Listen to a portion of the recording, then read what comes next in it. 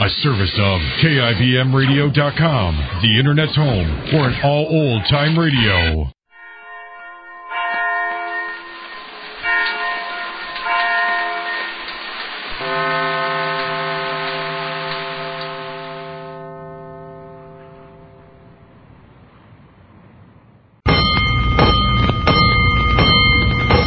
Five bells.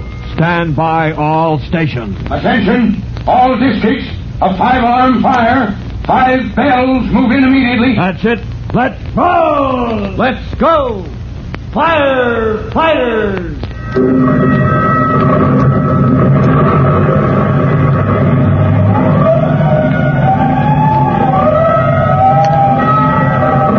Presenting Firefighters, the true-to-life story of our unsung heroes who stand ready to ride by day or night against our most murderous enemy, the demon of fire.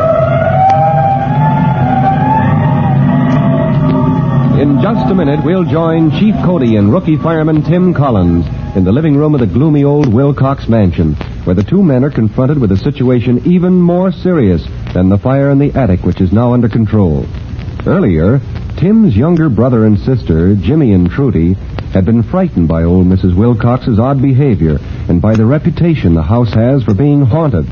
And now it begins to look as though they had good reason. Well, we'll look in on them right after this message that you'll want to hear.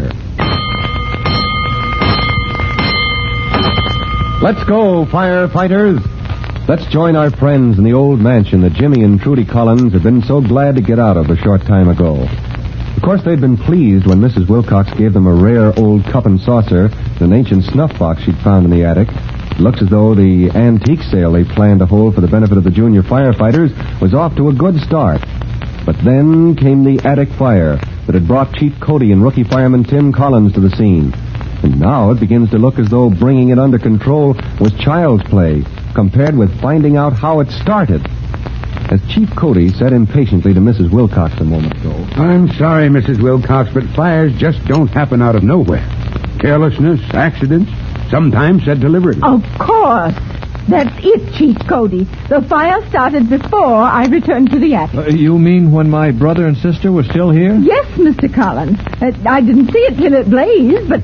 What do you mean? They came here begging for something for their antique sale. Talking of fire, too, I might add, for that boy can't think of anything else. What are you getting at? That closet in the attic, it was set on fire. There's no other way. Somehow, just before they left, those children set my house on fire. Oh, now, wait a minute, Mrs. Wilcox. I know my kid brother and sister better than that. You tell her, Tim. Gosh, we wouldn't do a thing like that. Well, of course we wouldn't. I think you'd better let Tim and me handle this, Trudy. But Mrs. Wilcox ought not to say a thing like that, Chief Cody. After all, Jimmy did for us. Did for me? Well, I like that. Who was it rummaged round my attic and found those things for your antique sale? Well, you did, Mrs. Wilcox. Well. It was swell of you to give us something, but... Jimmy, why don't you take Trudy out and show her the pumper, the hook and ladder truck, huh? What? Well, is that in order, Chief? Yes, I guess we'd better put it that way, son. All right, sir. Come on, Trudy. I still don't think that's a very nice thing, Mrs. Wilcox. Trudy doesn't realize what a serious charge arson is, Mrs. Wilcox. But I think young Jimmy does. Do you? Yes. And I wouldn't have made it, Chief Cody, if there was any possible way that I could have caused this fire myself. Well, sometimes a person does something he's not aware of. Oh, Mr. Collins, now I know how you feel. They're your brother and sister. But I've always been terrified of fire. I'm extremely careful. Not altogether, Mrs. Wilcox. If you were, this house wouldn't be cluttered from top to bottom with things you've accumulated over the years. Well, when a person has lived in one house for 78 years... I'm sorry, but in our business we can't accept that as an excuse for creating a fire hazard.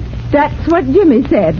And I thought at the time his interest in fire was kind of unusual for a boy. Oh, not at all, Mrs. Wilcox. Jimmy's a junior firefighter. Fire prevention is a hobby of his. And if I don't miss my guess, he loves the excitement of a fire, the trucks and everything. Well, within reason, that's perfectly natural and understandable. Well, then, isn't it understandable that he might want to make that excitement sometimes? Oh, so that's what you're getting at. You mean, Mrs. Wilcox, that Jimmy might... Mr. Collins, you'll have to admit that your brother turned in that alarm awfully fast. Oh, but it's the first thing he'd think of. It's a mite peculiar how fast he thought of sending his sister to call you firemen and getting back here before it had hardly started. That's what Trudy meant by his helping you, Mrs. Wilcox. How do you know what he did? Well, a fireman can size up the situation pretty quick, Mrs. Wilcox. Don't you think we noticed the attic door was closed, the skylight broken? That's another thing. He's destroying my property. I'm telling you here and now, if Jimmy hadn't known something about ventilation, that fire would have spread down into this house. Yes, ma'am, and you'd have had a real fire on your hands instead of just that corner of the attic. You're saying that he started this fire just to have a chance to practice what he's learned? Oh, good grief, Mrs. Wilcox. Now, take it easy, son. Take it easy. We'll get to the bottom of this before the trucks roll back to their stations. Okay, sir, but... Well, it's not fair for Mrs. Wilcox to make a serious accusation against my kid brother and sister unless she actually saw something suspicious. Did you, Mrs. Wilcox? Why, no. But I didn't have my eye on them all the time. I was looking for something I could give them. Well, that, at least, was thoughtful of you. Well, but it's another possible reason for their doing what they did. Perhaps they were mad at me. Thought I hadn't given them enough. I thought they seemed very grateful. Well, anyway, looking among my things stored up there, it brought back a lot of memories, Chief Cody. I didn't pay strict attention to what they did every moment. Well, frankly, I'm more interested in you and what you did with that lamp that you took up there. Well, I told you. I set it down on the floor outside the closet. Yes, but fairly near it, Mrs. Wilcox. Were there any clothes, anything inflammable hanging directly above it? Oh, land's sakes, Chief Cody. I know that lamp gives off heat. Yes, but Mrs. Wilcox, you see, there's such a thing as invisible heat. And it would be mighty hot right above the glass chimney on your lamp. You can forget it, Mr. Collins. The lamp was away from everything. But when the children left, there was no sign of fire? No, it must have been smoldering then. Did you see any smoke from the closet when you said goodbye to them and came back to the attic? No, but all of a sudden I heard a peculiar sound, like a sudden puff it was. And when I looked around, the whole closet was ablaze. Gee, I don't get it, Chief. There weren't any oily rags in there, nothing that could have caused spontaneous combustion. Now there, I tell you, I wouldn't accuse your brother and sister if there was any possible way that my carelessness could have caused this. You believe me, Chief Cody? We'll see. If you get another lamp, we'll all go up there. Jimmy and Trudy, too. We'll try to settle this once and for all. Meanwhile, Jimmy sits on the front steps of the old mansion. Trudy is beside him, trying to cheer him up. Don't you want to take me over to the trucks and show me how they pump water into the hose, Jimmy? No, I don't feel like it now, Trudy. Well, then, tell me what that man is doing up on the ladder with the hose, and that one on the roof, too, the one with the yak. I thought the fire was over. It is, but, well, gee whiz, it might have worked its way into the shingles. They got to make sure it can't break out again. Hey, there's Tim now. Oh, Tim, did you find out how the fire started? Oh, sorry, kids, we didn't. Not yet, anyway. You know what Trudy says, Tim? She thinks a ghost said it. Oh, well, we're all going up to the attic and find out. Oh, gosh, I don't want to go up there again. Well, I do. Because if there is a ghost, I bet you Chief Cody will find him. And if he does, he'll set him to polishing brass for the rest of his life. A moment later, Jimmy and Trudy stand timidly beside their brother in the gloomy cavern of the attic. The lamp in Mrs. Wilcox's hand makes a small island of light in the dark shadows and shows the blackened and charred closet yawning frighteningly before them. There, Chief Cody. Here's the lamp I had up here before. There on the floor by the closet, right where it was. Well, it certainly doesn't look as though it was responsible, Mrs. Wilcox. Mrs. Wilcox says Jimmy and you were near the closet, Trudy. I don't doubt her word, but... She showed us all those funny old clothes and everything, Tim. Well, we could have set a fire in there without her seeing it, maybe. Only we didn't, and it's crazy to think we'd do a dumb thing like that. I've got a hunch, whatever happened, it took place after you kids were gone, when Mrs. Wilcox was here alone. Although, in one sense, she wasn't alone. You mean the ghost? Well, not exactly, Trudy. Unless a lot of memories still live in this room. Are you insinuating I didn't know what I was doing, Chief? I'm saying straight out, I don't think you had your mind on what you were doing, Mrs. Wilcox. Why, that's nonsense. As a matter of fact, I didn't have time to do anything. It happened so suddenly. Then how did that window get open? Oh, that. Well, it was so dusty and close in here. That's the first thing you did after saying goodbye to Trudy and Jimmy was to come back here and open it? Well, as I recall, Why, yes. That's just what I did. You see? That's the answer I've been looking for. You mean you know now how the fire started, Chief? But I tell you, it started in the closet. I don't think you'd believe me, Mrs. Wilcox, if I explained what happened. I think it might be wiser to show you who set that fire. But we didn't do it, honest, Chief. I never for a minute believed you did, Jimmy. I didn't set it. I'll swear to that. Well, then it must have been the ghost. Oh, now, Trudy, you know better than that. Oh, but Tim, this is a haunted house. Everybody says so. Oh, that's ridiculous, Trudy. You know that. I know, Tim. Trudy's closer than any of us to the truth. You couldn't say this fire was set by an actual person.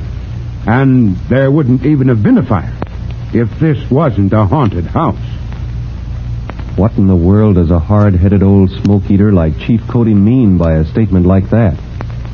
Well, he said he'd show them, and we'll all know when you listen to the next exciting episode of The Firefighters. In a moment, Chief Bob Cody will tell you, boys and girls, how you can help the firefighters in your own town. But first, here's a message you ought to hear. Now, Chief Bob Cody with a special notice for the Firefighters Brigade. Chief Cody. Hello, boys and girls. This is Chief Cody with your special assignment. I hope you don't ever have reason to have to ring in a fire alarm. But in case you do, stay by the box until the trucks come. That way you may save the firemen time and trouble. That way you'll be seeing your job to the finish by directing the firemen to the exact spot where they're needed. Well, that is all. Until next time, this is Chief Cody saying so long. Fire Chief Cody and the young rookie fireman Tim Collins will be back on the same station the next time you hear... That's it. Let's go!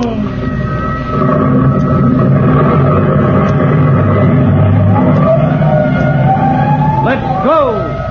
Firefighters!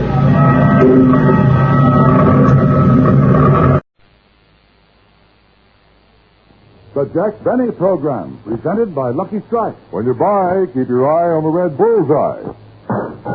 Keep your eye on the red bullseye. When you buy, keep your eye on Lucky Strike. LSMFT. Lucky Strike means fine tobacco.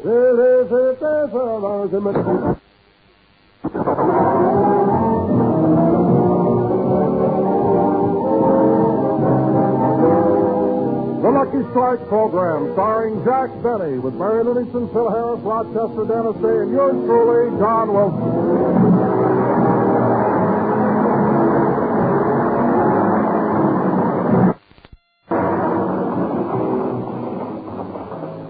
Ladies and gentlemen, let's go out to Jack Benny's home in Beverly Hills, where, as you know, he lives alone with his butler, Rochester. 9:30 in the morning, and as usual, one is in bed while the other is in the kitchen preparing the breakfast. Now, let's see. Where are the eggs?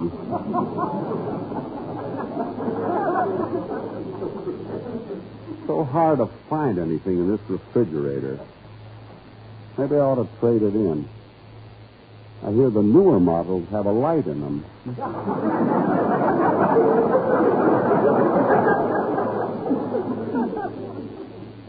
Oh, here's an egg on the bottom shelf. Potatoes are cheaper, tomatoes are cheaper. Now's the time to... That song doesn't fit now. See, I'm hungry. I think I'll scramble my egg. Let's see, how do you scramble? Oh, yes, first I'll break it into this bowl.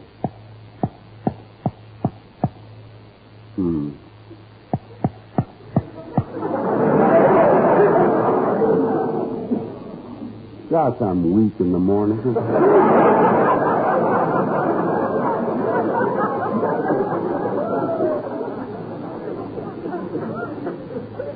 Maybe I better have my orange juice first. Yeah, I'll make some.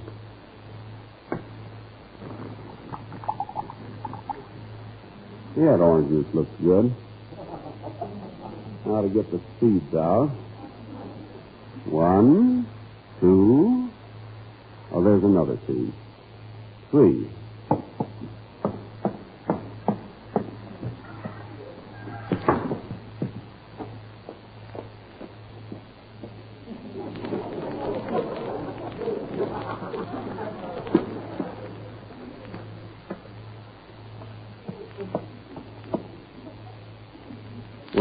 they're planted.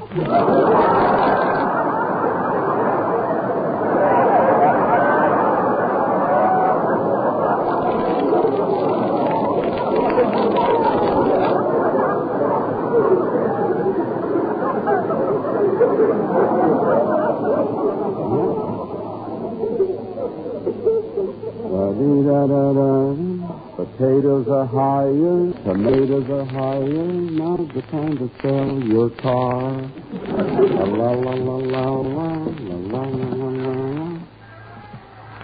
Yeah, bum bum bum bum. Now to have my orange. That's funny, the glass is empty. Somebody drank my orange juice. There's nobody in the house but Rochester. That's it. Rochester. Wait till I...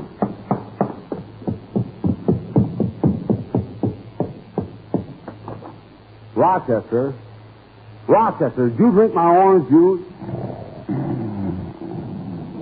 Rochester, you're not fooling me. Get up. Bloop, bleep. Rochester. I know, you honey, but control yourself.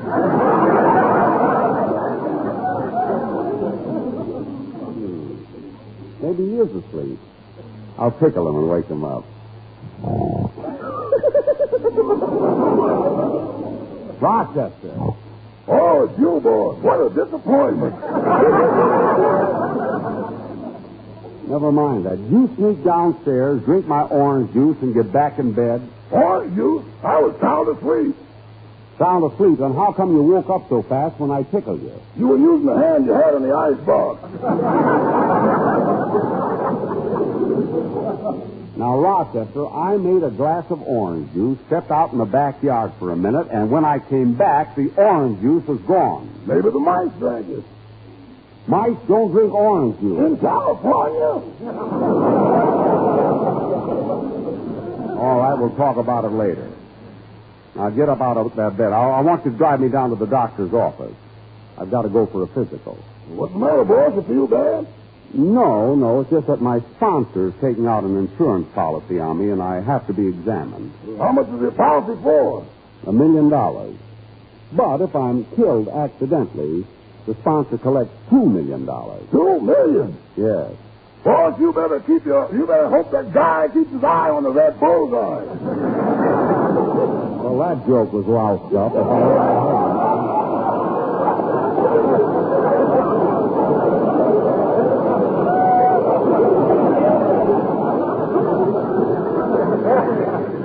Oh, you mean the commercial? Oh, I'm not worried about that. You know, they shoot that gun in another studio way over on Sunset and Highland. I don't even pass there on my way home. I know, but for $2 million, they can make a bullet that waits for you at Pico and Sepulveda.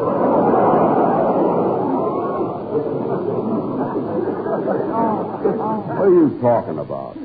My sponsor's just trying to protect his investment, that's all. Now, hurry downstairs. Imagine him denying that he drank that orange juice. Got a good notion to make him stay in bed all day. No, he'd like that.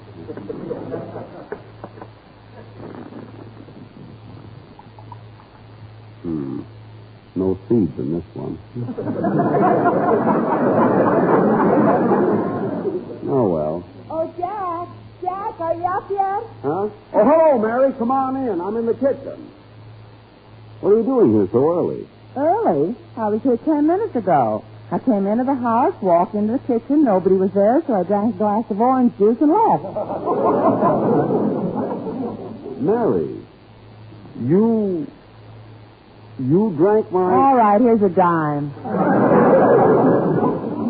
Okay, Smarty, I bet you should be surprised if I took it. I wouldn't be surprised if you sued me. I don't want the dime. Anyway, Mary, I made a terrible mistake. I accused Rochester of drinking my orange juice. Well, that's you, Jack. Always jumping at conclusions. I do not. What about that morning you got out of bed and accused Rochester of taking your new shoes? Well... And you took off your nightgown, and there it was. That wasn't my fault. When I come home tired, he's supposed to undress me. Well, anyway, I drank your orange juice, and you ought to apologize to Rochester. Oh, Mary, I don't have to apologize. I mean, he knows I'm sorry. He does not. You've got to tell him. Oh, Mary, I can't. You can, too. Now, be a man. Oh, hello, Miss Livingston. Oh, hello, Rochester. Mr. Benny has something to say to you. Oh, Jack, go ahead. well. Jack. Oh, all right. Rochester. Turn around and face him.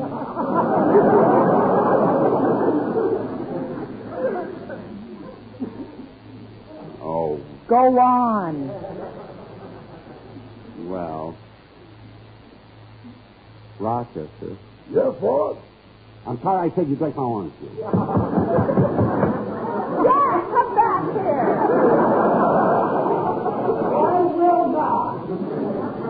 Oh, what a baby. Well, I better get the car out. I got to take Mr. Benny to the doctor. The doctor? What for? The sponsor took out an insurance policy on Mr. Benny, and he has to be examined. Oh, you think you'll pass it, Rochester? Pass it? Oh, sure, Miss Livingston. Haven't you seen his muscles? Yeah, they were hanging on the line when I came in.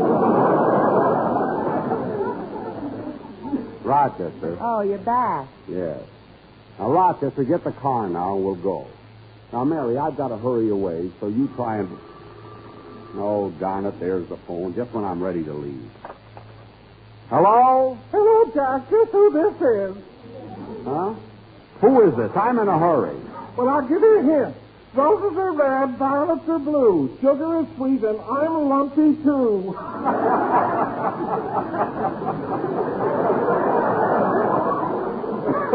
Oh, for heaven's sake, Don, I have to rush away. What did you call me for? Well, Jack, I've got the quartet here. We got a wonderful idea for a commercial. But, Don, I don't want to hear it over the phone. You can wait till rehearsal. Anyway, I don't like the songs that the sportsmen pick. Why don't they pick something classy once in a while? Well, we've got one now, Jack. It's Listen to the Mockingbird. Oh, you mean the one that goes, listen to the mockingbird, listen to the mockingbird? Yes, that's the one. Oh, well, that's swell. Let me hear it. Are the boys close to the phone? Good. Take it, boys. Listen to the man who knows. Listen to the man who knows. He is saying lucky strikes a smoke for me. Very good. Listen to the man who knows. Listen to the man who knows. Like a bird who's singing LFMFT. Like a bird. They're so round and so firm and so fully. So fully.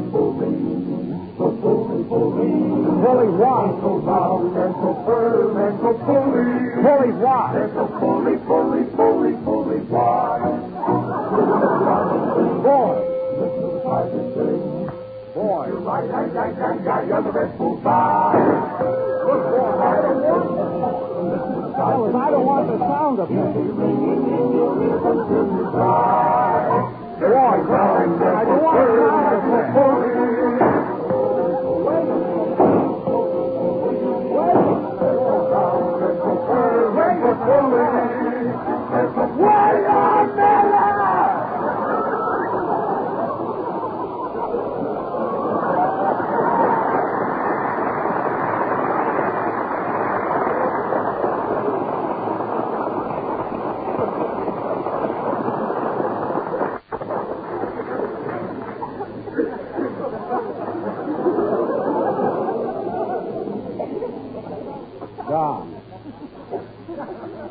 Don.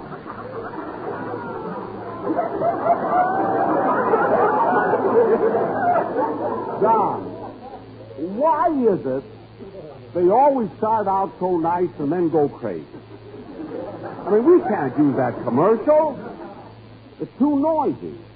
Where'd they get that gun? They found it on a bench at Pico and Sepulveda.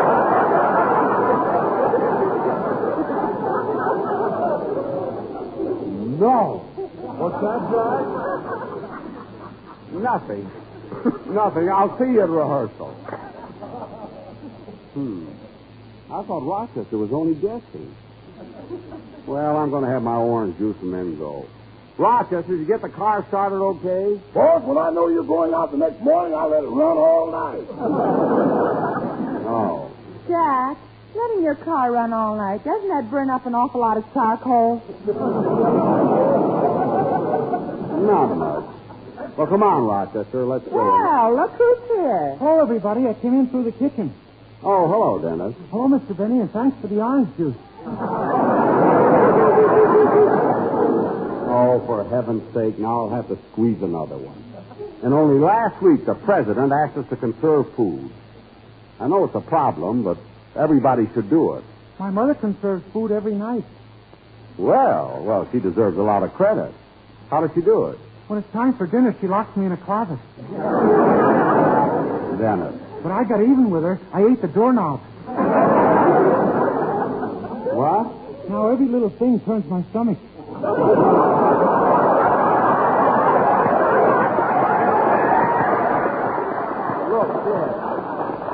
Look, I haven't had my breakfast yet. What brings you over here, anyway? Well, I have an arrangement for a cute little song which I just recorded for RCA Victor, and I wanted you to hear it. I know, but do I have to hear it now, so early? Oh, this isn't early, Mr. Benny. I get up every morning at 7, go out to Griffith Park, set up my easel, and do landscape. What? Dennis, I didn't know you do landscape. Yeah, but I guess I'm not very good because people pass by, look at the canvas, shrug their shoulders, and walk away. Well, don't let that bother you. I can't understand it. I use the most expensive brushes. Well, what kind of paint do you use? Oh, paint.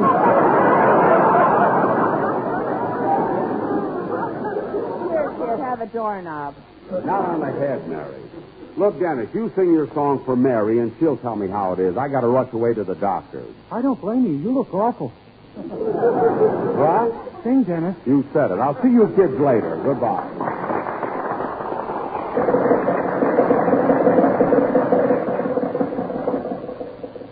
Rochester, we're awfully late. Can't you go a little faster? Okay. You know, right after I take my physical, we'll go down to... Rochester! Rochester, they got me! They got me! Get back in the seat, boss. That was only a tire. Oh. Yeah, I should have known. We're only at Pico and Robertson.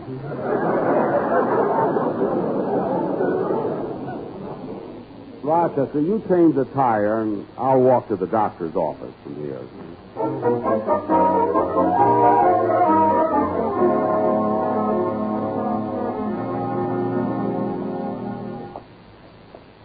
Let me see. His office should be around here. Oh, there it is. Doctors Fenchel and Gordon. Yes, sir? Oh, I'm Mr. Benny, nurse. I have an appointment for a physical examination. Oh, yes. Yes, I'll have to fill out this form. Your full name, please. Jack Benny. Your birthplace. Waukegan, Illinois. Your age. 38. Your height. 5'10". Your weight. 157.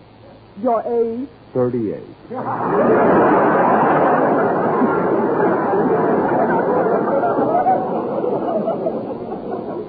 Your home address. 700 North Rexford. Your business address. 360 North Camden Drive. Your age. 38.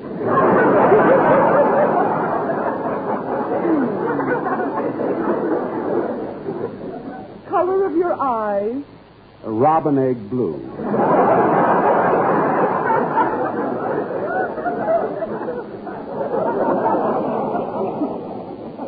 Well, Mr. Benny, if you'll just sit over there and wait, the doctors will see you in a minute. Thank you.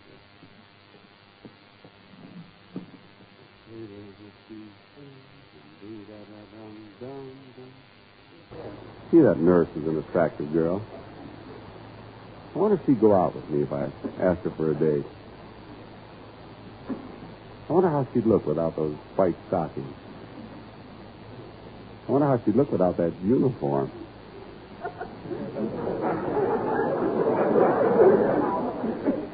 I wonder how she'd look in a bathing suit. I wonder how she... Oh, I'm being silly.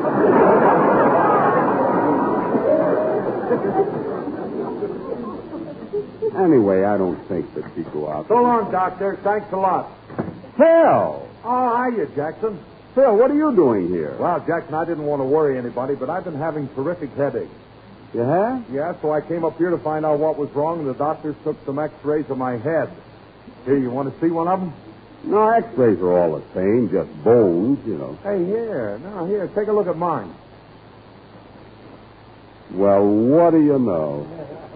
That's the first skull I ever saw with curly hair. Phil, how did this happen? X-rays never show hair. I had it retouched.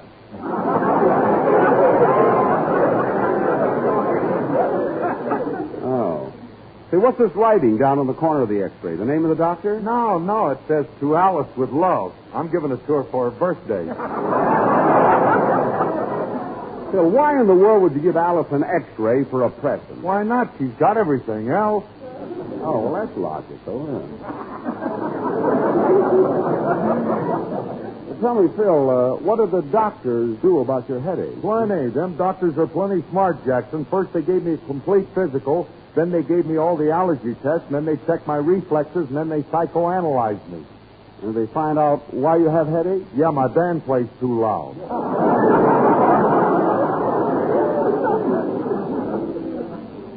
No, they have the audacity to tell you that? Yes, the audacity? And in Latin, too. Hey, Jackson, what are you doing here? Oh, it's nothing. I just came for an insurance examination. Why don't you wait for me, Phil? It won't take long. Oh, I can't. I'm meeting Alice downtown. We're going to a movie. Oh, what picture are you going to see? Mother was tight.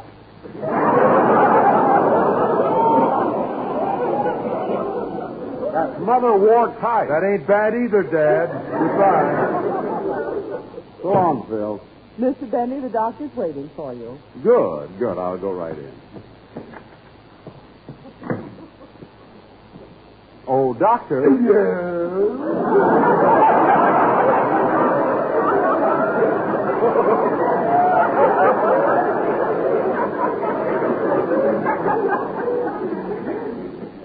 I'm Jack Benny. Oh, yes, I've been expecting you.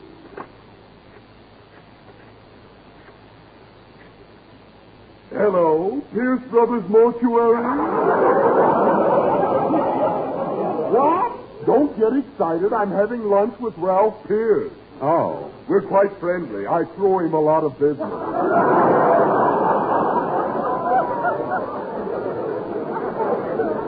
Oh, I see. Hello, Ralph. 1:30 at the Brown Derby. 5. Goodbye, Ralph. And now, Mr. Benny, I'll get my associate in here, and we'll give you your examination. Oh, Dr. Gordon. Yes, doctor? Will you help me with this examination? This is Mr. Benny. Pleased to meet you, Dr. Gordon. Oh, thank you. Now, Mr. Benny, will you please strip? You mean undress? Yeah. All right.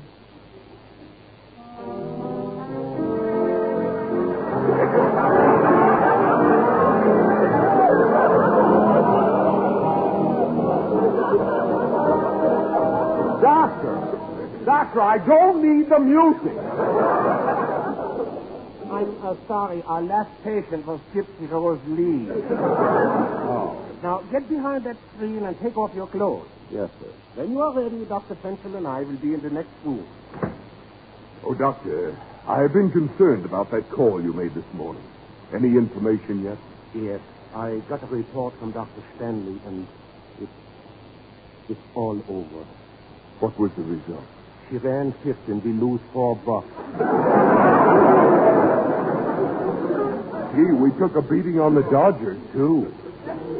Yeah. I wonder what's taking him so long. Mr. Benny, have you got all your clothes off? Yes. Yes. Then come out from behind that screen. Oh, gee. Don't I get a balloon or something?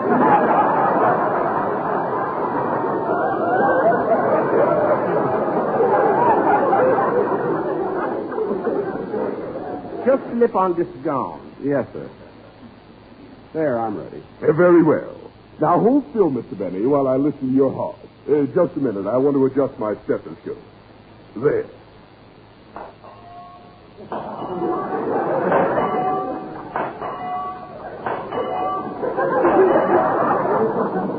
Well, that's certainly a peculiar heartbeat.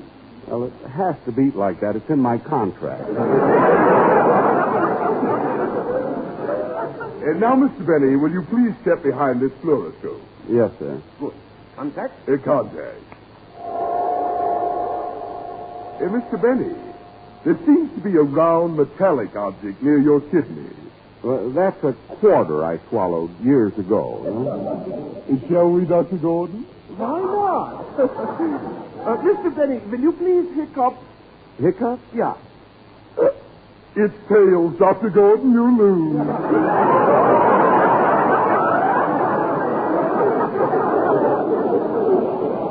Hey, what is this, anyway? And now, Mr. Benny, drink this glass of barium. Barium? You mean all that white stuff? Yes, it's a harmless chemical, and when you drink it, we can follow its course through the fluoroscope. Oh, all right. Gee, it tastes awful. Drink it off. There. Ooh. Look, Dr. Frenchman. The barium has reached the esophageal entrance. And there it goes over the cricoid cartilage, behind the tracheal bifurcation, through the arc of the aorta. Now it's passing the esophageal hiatus. If it passes Pico and Sepulveda, it's dead.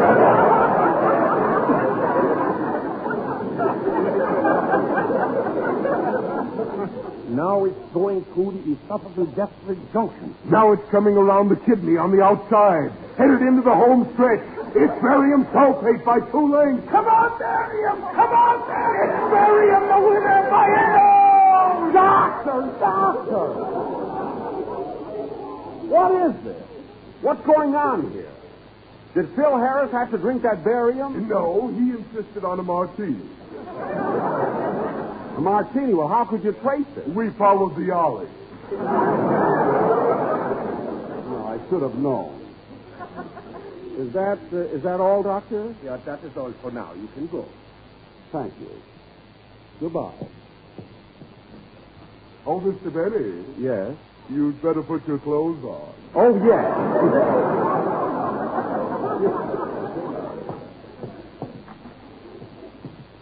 Gotta put my clothes on. I forgot. A pretty girl is like a melody. Da-dee-da-da-da-da. Da-da-dum-dum. Da-da-da-da-dum-dum-da-dee.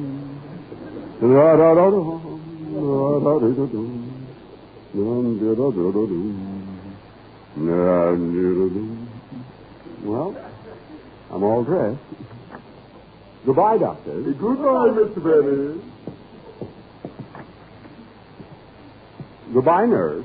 Your age? 38.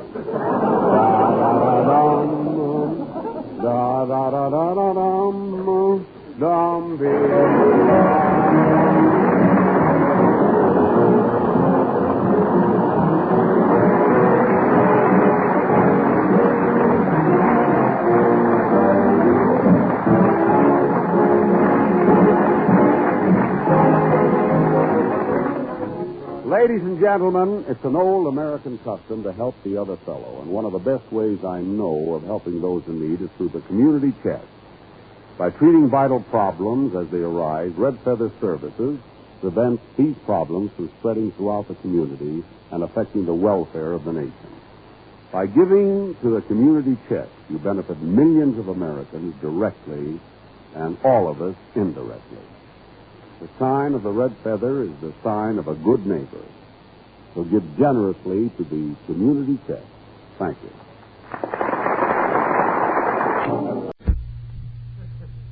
Good health to all from Rexall. It's the Phil Harris Alice Faye Show, presented by the makers of Rexall drug products and 10,000 independent Rexall family druggists. Good evening. This is your Rexall family druggist, here to welcome you for all 10,000 of us. The 10,000 independent druggists who have chosen to make the word Rexall part of our own store name. We've done that because we believe in the 2,000 or more drug products made by the Rexall Drug Company. And we've put the orange and blue Rexall sign on our windows to let you know we recommend and sell them. Bismarex is a good example of the quality of these products. This famous Rexall antacid often brings relief from acid indigestion within 5 minutes. neutralizing excess acidity and leaving a soothing, protective covering on irritated stomach membranes. Quality like that of Bismarex is what we family druggists are talking about when we tell you can depend on any drug product that bears the name Rexall. Good health to all from Rexall.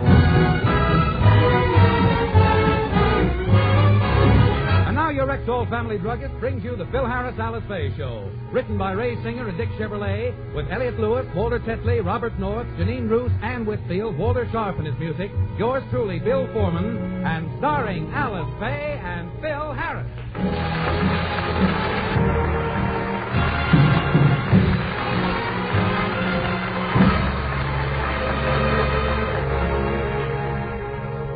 For the past few weeks, Alice has been shopping for a new car, but can't seem to make up her mind. She's forced Phil to go with her, and so far they've been to every automobile agency in town at least once. Phil's nerves are on edge from this ordeal, and today he's taken Frankie with him to keep from going completely crazy. Alice, can't we stop? I'm tired. Me too, honey. You've been to every automobile agency in town at least 7 times, and you can't make up your mind what car you want. I have made up my mind. I've narrowed it down to a definite choice. Between what? A Chevrolet, Nash, Pontiac, Ford, Plymouth, Buick, Oldsmobile, or Hudson. You've left one out there. Which one? The Sunset Bus. Oh, Alice, we're tired. Well, if you boys are tired, we'll just go to one more place. Good. Well, what do you know? Here's the place. Yeah, let's get in, Remley, before it closes. Come on, let's hurry. Get away from those swinging doors.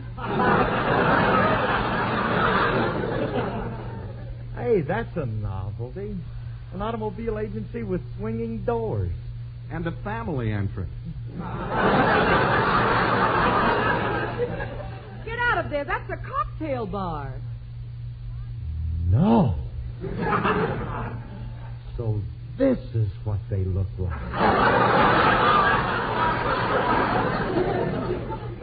Land sakes, I had no idea.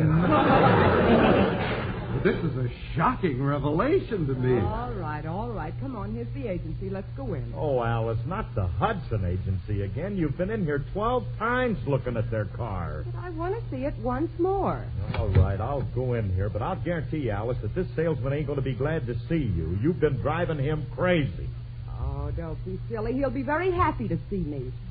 Oh, there's my salesman now. Hello, Mr. Ring. Well, how do you do, madam? Oh, no, not you again. Well, Mr. Ring, aren't you glad to see me? Not particularly. But I came in to buy a car. Yes, I know. For 3 weeks you've been coming in to buy a car. First you like it, then you don't like it. Then you think maybe you'll take it, then you think maybe you won't take it. Well, I've got a right to change my mind. That's a woman's prerogative. Well, do me a favor. Take your old prerogative to a Chevrolet dealer and drive him nuts. Now, just a minute, Mr. Ring. I won't have you talking to my wife that way just because she happens to be a pest. Mr. Ring, you don't think I'm a pest, do you? Yes, madam. Frankie, do you think I'm Yes, madam. Phil, Yes, madam. Mr. Ring, you don't seem anxious to wait on me. Why? Why?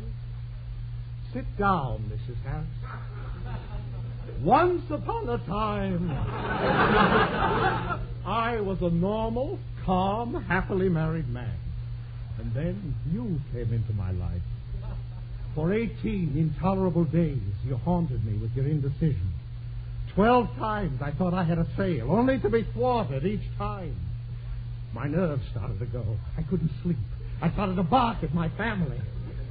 Finally, my wife couldn't stand me any longer, so she left and took the children with her. Oh, please, Mr. Ring, I didn't mean it. I want my kids back.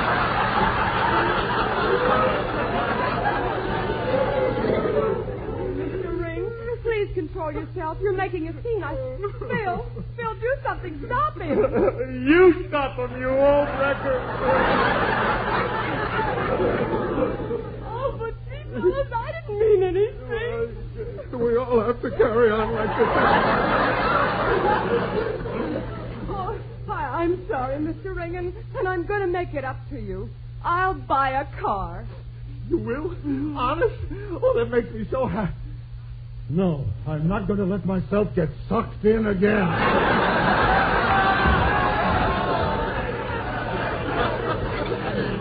No, this time I mean it. You see that red convertible with the white wall tires? I'll take it. You will? Yes, if you have it in green and a coupe with black tires. If I wasn't such a coward, I'd kill myself. Well, it's a beautiful car, but I can't use red. Why not? I have nothing to wear with it. You men ask the silliest questions. If we painted the car green and put black tires on, would you take it? No, I can't drive a convertible. It would blow my hair all over. We'll fix that, too. We'll shave your head. You can drive it bald.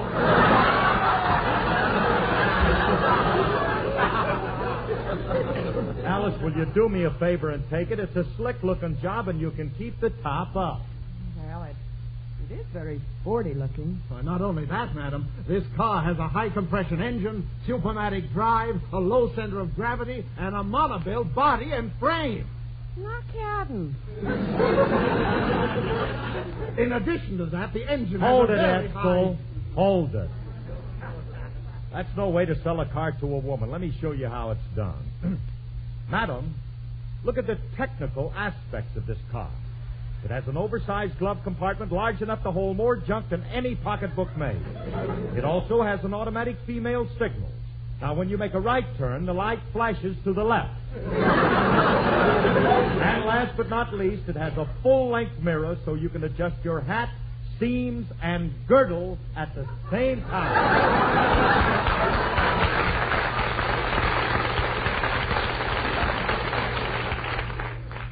Sounds very practical. I'll take it. Did you hear that, Mr. Riggs? She said she's going to take it. I made the sale. Not so fast. I changed my mind. Oh, no. What's the matter, Alice? What's the matter now? Well, the canvas top doesn't look very sturdy to me. Madam, I assure you it's very sturdy. A man could stand on that top. Prove it. Phil, get up on the top and see if it'll hold you. What for? How often do I ride on top of a car? Alice, please take it and let's get out of here. Well, all right, if you say so, I'll take it. Mr. Ring, here's the check for the down payment. You mean you're really going to take it? Well, Give me that check. Here are the keys. Take the car. Now, remember, I'm taking it on approval. If there's the least little thing wrong with it, I'm returning it. All right, fellas, get in the car and we'll drive home. Whew. I have never seen anybody make so much fuss over buying their first car. I'll bet you were just as bad when you bought your first horse and buggy. I don't go back that far. You don't, huh?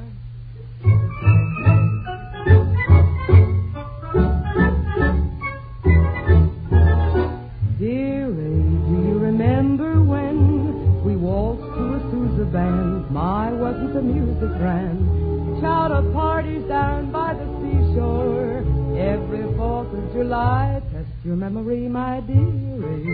Do you remember watching John Elwyn every fight? 'Cause nobody ducks from Sullivan's right. Dearie, life was cheery in the good old days gone by. Do you remember? If you remember, well, dearie, you're much older than I. Dearie, do you remember how they loved Harry Lauder's act? Mine wasn't the Palace Pack. Jenny Lind, presented by Barnum, sang her sweet lullaby. Test your memory, my dearie. Chicago all in plain shorts caused a terrific row. They painted on Mrs. O'Leary's cow. Dearie, life was cheery in the good old days gone by. Do you remember? If you remember,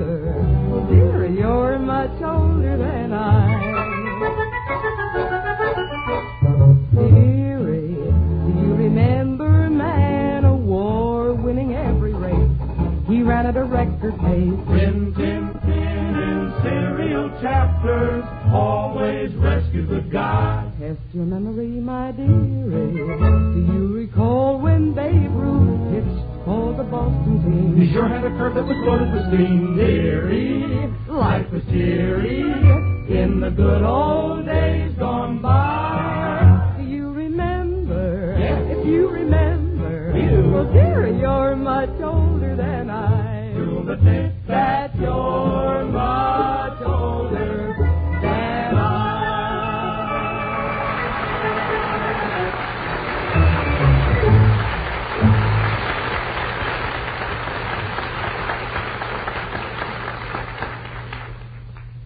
Oh. Gee, Curly, it's good to get home and just sit down. Things we had to go through just to get your wife a car. What's the matter with women, anyway? Frankie, I think I've found the answer. After many years of studying the question from all angles, I have come to the definite conclusion that women are different from men. Gad, you're a deep thinker. Well, I know one thing. Now that Alice has got her car, I won't have to worry about it anymore. Yeah, not unless she finds something wrong with it and makes you take it back. Frankie, don't say that. Don't even think that. Gee, Daddy, we just saw Mommy's new car. It's beautiful. Yes, it's a honey.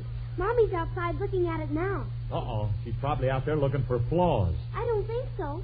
She said she was just going to glance at it. Well, I don't see her out there, kids. Where is she? Under the car with the magnifying glass. Oh, for crying out loud. Well, come on, Remley. We got to get her away from that car before she finds something. Come on. Alice! Alice, get out from under the car! What are you doing under there, anyway? It's a good thing I did look under there. This car has got to go back. What now? There are grease stains on the axle. Oh, how distressing. Well, I refuse to run around in a car in that condition. I don't blame her, Curly. When she runs over somebody, you wouldn't want them lying there thinking Alice Faye has a greasy axle.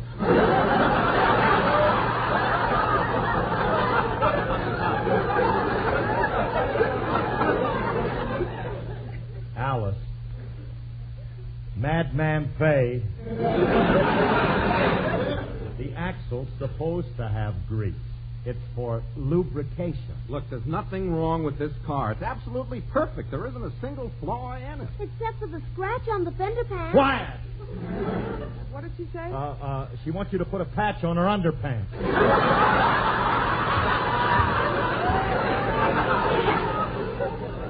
I thought she said something else. So did I. Alice, look, you'd better go in and take a shower. Look at you. You're all full of grease. All right. And as soon as I get dressed, I'm going to take the whole family for a ride in my new car. Ooh, boy, that was a close one, kid. Wait a minute. I better rub this little mark off of the fender. There. Now, there's nothing wrong with this car. Yes, there is. The windshield wiper is stuck. I'll go in and tell Mommy. Come back here. Stay where you are. Lie down, roll over, play dead. Yes. Look, girls, run along and play and don't say anything to your mother about this. Now, go ahead. Oh, Remley, the first time Alice turns on the windshield wiper and finds out it's stuck, she'll make me take the car back. Not if it's working.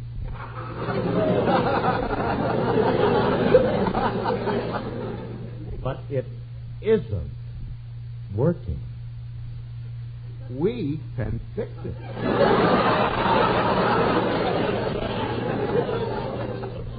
Yeah. We're pretty handy at fixing things. Sure.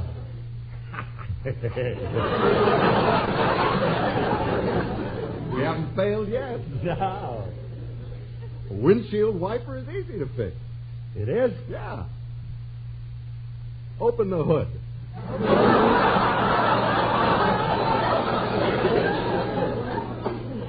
Francis, I've got news for you. The windshield wiper's on the windshield. Why do we have to open the hood? because the wires that make the wiper run must come from the motor. And besides, it's more fun that way. Yes, of course, yes. Righto, Francis. I'll open the hood. Yeah, this'll be a cinch. If there's one thing I know, it's automobiles. Oh, look at that engine, Curly. This is a twin diesel with a reverse flush. So I see. And notice that it's powered by a turbine propeller shaft drawn to an inside straight.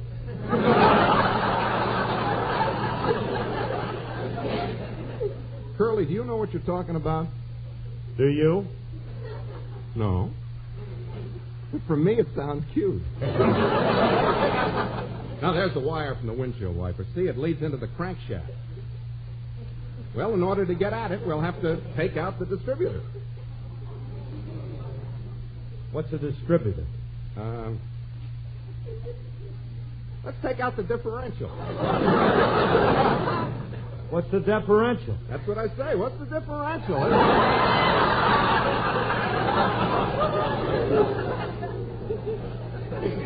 Yeah, look. As soon as we get this thing out, I can reach the wire. All right. Anything's better than returning the car.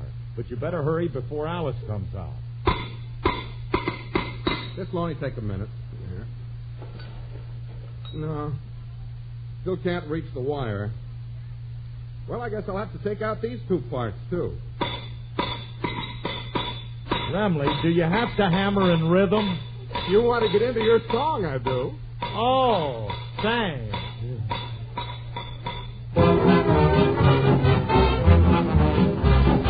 That's a plan, he's got a beatin' it, the rhythm's got a lot of heatin' it. I bet you 5, 10 to 5, it's gonna get you doing what it's doing to me. The Dixieland comes oozing out of it, the Dixielanders sure proud of it. They call it jazz, to beat jazz, and that's a plenty for me. Well, it takes you down to New Orleans, down Basin Street with all the queens. You don't have to have the means, a little bit of rhythm and you're going right with them. Well, shut my big brown rolling eyes if you don't rock it to the skies. Hey, boys, say, boys, that's a plenty for me.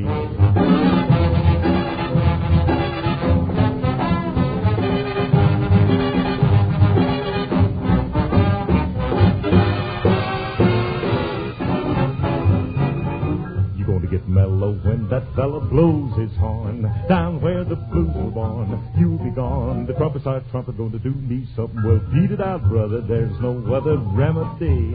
And that's a plenty, just oodles and plenty for me.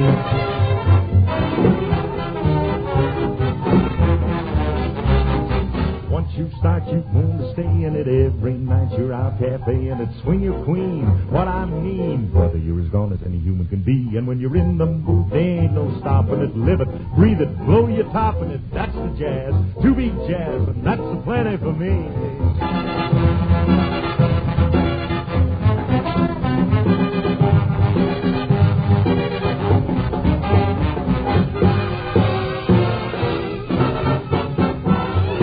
That's a plenty's got that beatin' it, the rhythm's got a lot of heatin' it. I bet you 5, 10 to 5, it's gonna get you doing what it's doing to me.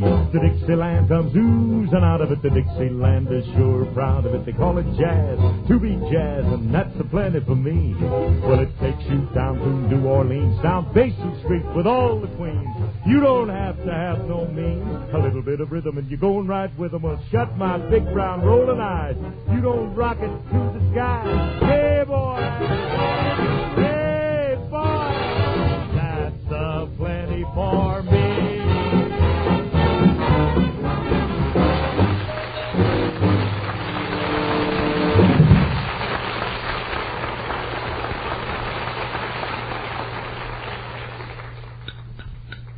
There. Well, Curly, I got the wire fixed. It was just a loose connection. Yeah. The Wright brothers have scored again. Yeah, you said it. Start the motor, Curly. Okay. Wait till I gather it up from the lawn. I forgot we took it all apart. Curly, you shouldn't have scattered the parts all over the lawn. Alice might see them. No, she won't. I got them hidden in the bushes. Well, we better start putting them together fast. Your wife ever finds. Hey, fellas, I brought it. Hey, you've got a new car, ain't you? She's a beauty. Yeah. You like it? Yeah, it's got sleek lines, white wall tires, and... Wait a minute. Where's the motor? In the bushes? Someday I'll get an intelligent answer from you guys, and the shop will kill me. What do you mean it's in the bushes? Well, this is Mrs. Harris's new car, and we don't want her to find the motor. That's a smart idea for a woman driver. Now, wait a minute. It's not that. Alice is a good driver. Then why have you got the motor in the bushes? Because there was something wrong with the windshield wiper, so we had to hide the motor. There was something wrong with the windshield wiper, so they had to hide the motor. Fellas, do me a favor. Get in your flying saucer and get back where you came from. Julius, what are you talking about? You gotta be men from Mars. Human beings don't act this way. Oh, beat it, kid. We took the motor apart, and now we're going to put it together again. Curly, hand me the transmission. Roger. Let's see now. Transmission. Transmission. Who are you kidding? You wouldn't know a transmission from a cigarette lighter. Now I got you, kid. Because when we took the parts out, we labeled them. See, this is the transmission, and, this is the cigarette lighter. Now, which part goes where, Remley? What difference, as long as we get them all in? True. These guys is natural-born morons. Without any spring training at all, they're batting 1,000. All right, wait a minute, kid. I may not know everything, but I am not a complete moron. Neither am I. Why don't you just consolidate? Between the two of you, I think you can make it. All right. Listen to him, we'll never get it put back. Now, Frankie, if we don't know where the parts go, how are we going to put it together? It's simple. Just a question of each part being connected to another part. For example, the transmission's connected to the crankcase. Crankcase is connected to the crankshaft. The crankshaft's connected to the spark plug. The spark plug's connected to the piston. The piston connected to the fan valve. The fan valve connected to the cylinder. The cylinder's connected to the valve head. The valve head's connected to the gas tank.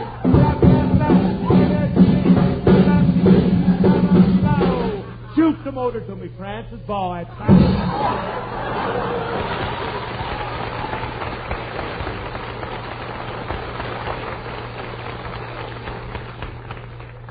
Well, now that we've stung it together, let's start putting it together. Yeah. Come on, kid, give us a hand with this transmission. Yeah, help to slip this in, will you? It goes down on the bottom. Lower it easy now. Okay. There we are. That's got to be bolted to the frame. There's not enough space for my arm. Hey, Julius, you're smaller. You reach in and bolt it. Okay. Can't quite reach down that far. Well, lean over a little further. We'll hold your legs, kid. All right. There, now I can reach it, but don't let go of me. Oh, don't worry. We're not going to let go of you. Still, I'm all ready to go for a Oh, here comes Alice. Alice, Remley, quick, drop everything. Close that door. Drop it down.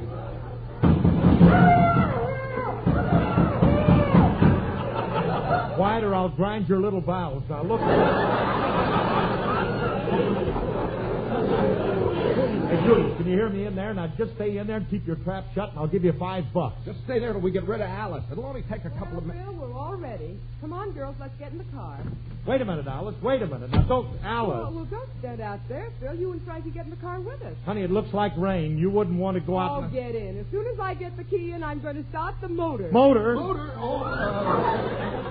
I'll take care of this, Curly. Alice, don't start the motor until I fix the hood. Hey, Julius, we'll give you $10 if you make like you're a motor. All right.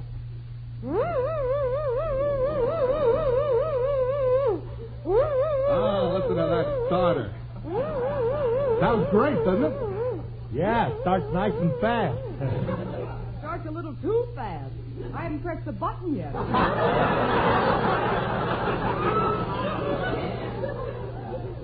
Self-starter. Now press it. Well, what's wrong? I'm pressing it. She's pressing it. She's pressing it. Oh! Hey, listen. Oh, what a smooth motor. Listen to it purr.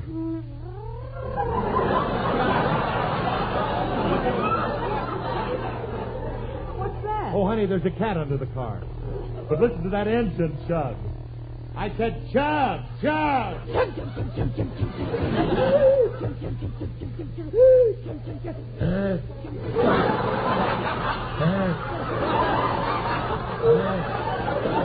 What's that awful noise? We got a stupid motor. For $10 a jet job?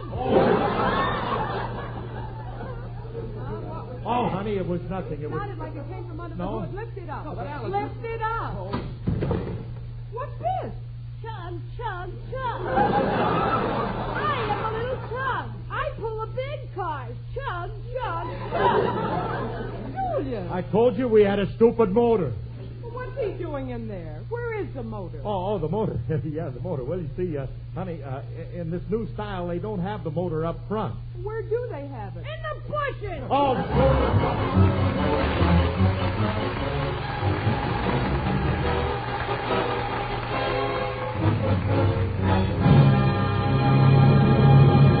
Alice and Phil will be back in just a moment. But first, here's your Rexall family druggist. Have you ever witnessed a race between life and death?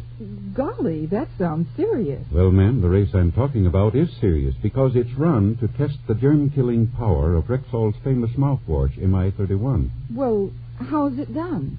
A culture of the bacteria, usually present in the mouth, is grown under carefully controlled laboratory conditions until it reaches an accepted standard of strength.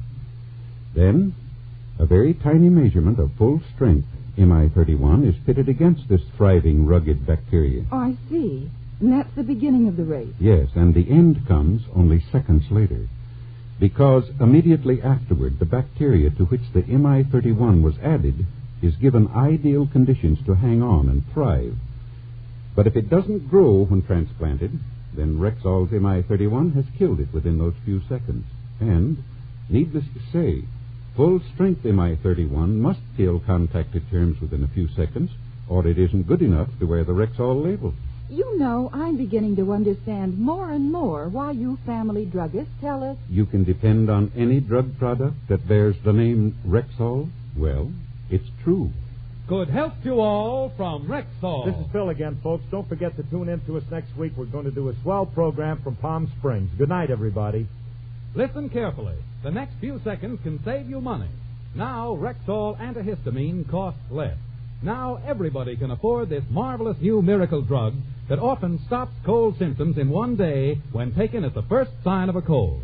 Listen to these prices on Rexall antihistamine. Bottle of 15 tablets, 39 cents. Family-sized bottle of 50 tablets, only 98 cents. Little more than a penny per tablet. Ask for Rexall antihistamine wherever you see the orange and blue Rexall sign on the window. And remember, you can depend on any drug product that bears the name Rexall.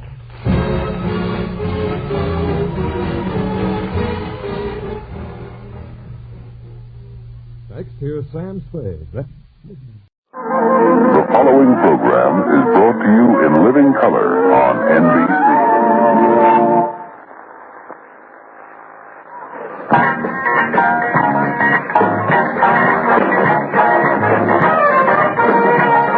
Tonight on Class Music Hall,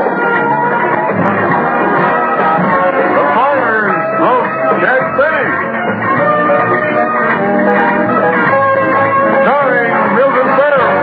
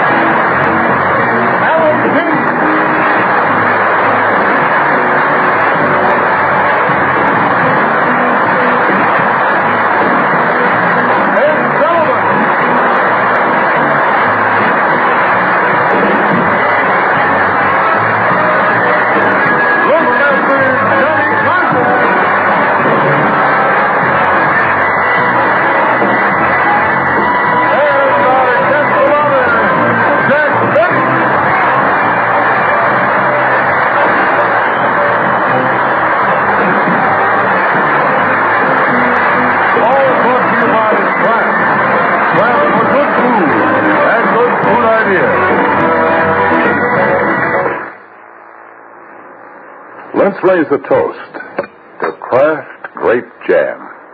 The jam with the fresh fruit goodness of juicy Concord grapes. Ladies and gentlemen, the Vice President of the United States, the Honorable Phil Agnew.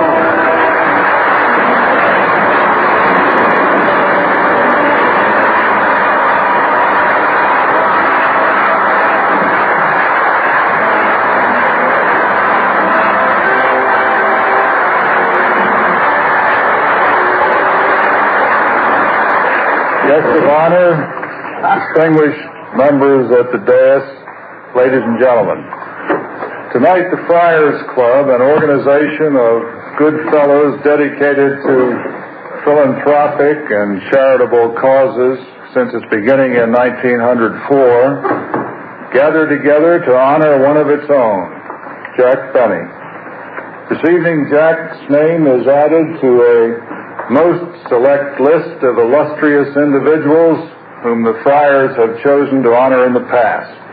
Distinguished names like Enrico Caruso, Clark Gable, George M. Cohan, Nat King Cole, Humphrey Bogart, Bing Crosby, and Mayor James J. Walker.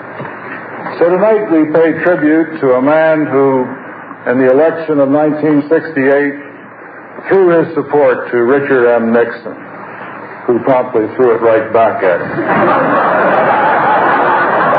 Now, wait a minute. Now, it's not that the president didn't welcome Jack's support. It's just that he was apprehensive when he learned that Jack had also thrown his support to Tom Dewey,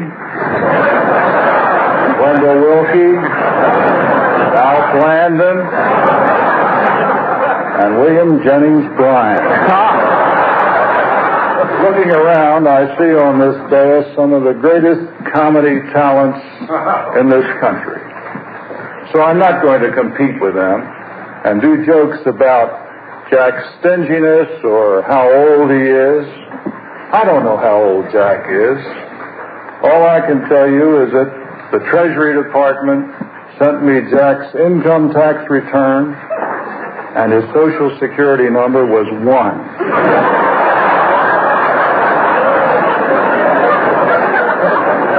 We're still auditing that return.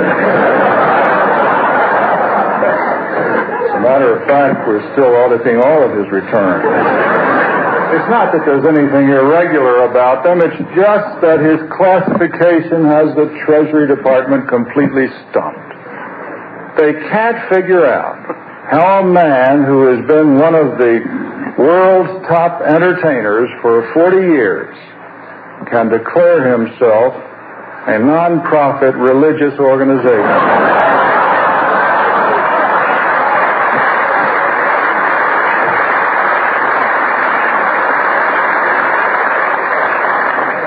Now, I've gone and done what I said I wasn't going to do. I've told jokes about Jack's stinginess and about his age, and I'm going to stop right now.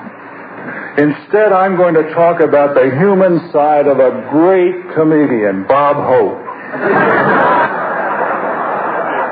I'm sorry, Jack, but Bob told me he'd never let me beat him at golf if I didn't throw that one in.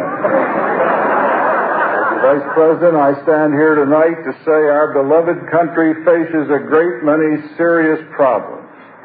But thanks to men like Jack Benny, we can bear them a little easier.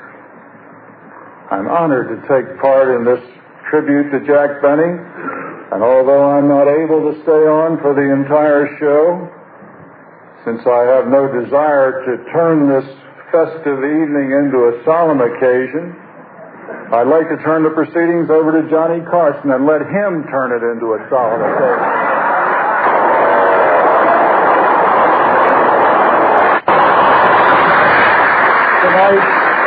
Tonight's roast master, Mr. Johnny Carson.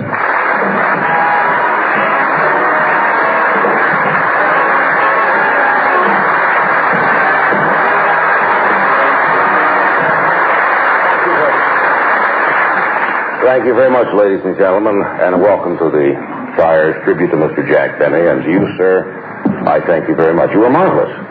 You were actually very, very good.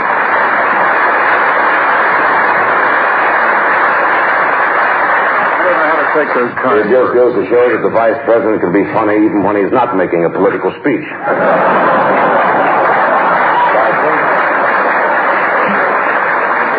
I think all of the performers on the dais were very impressed with your comedy delivery, sir. And I respectfully ask that you knock it off. I think probably the greatest transformation that your office has taken is the fact that you are much closer to the president than former vice presidents have been. Mr. Nixon, for example, informs you immediately and brings you up to date on the governmental decisions and their policies and their national priorities. I enjoyed especially your comment out in California during the reception for the astronauts when you turned to Governor Reagan and said, "They went where?"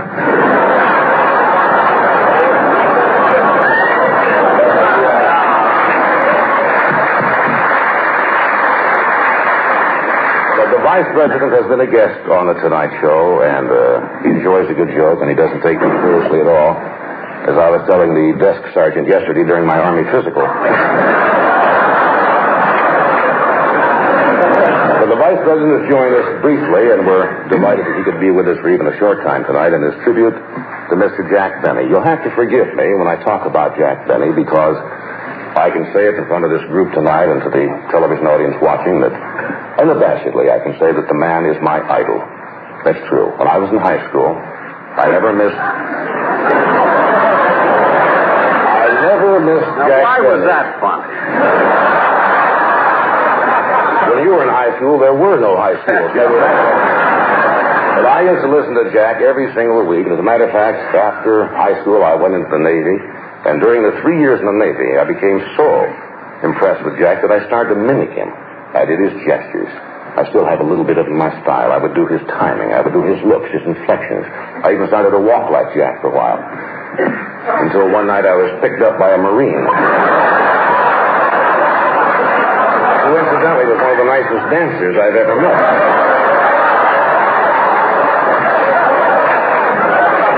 Jack, I am proud to be the roast master. Am I going too fast, Milton? Did your pencil break?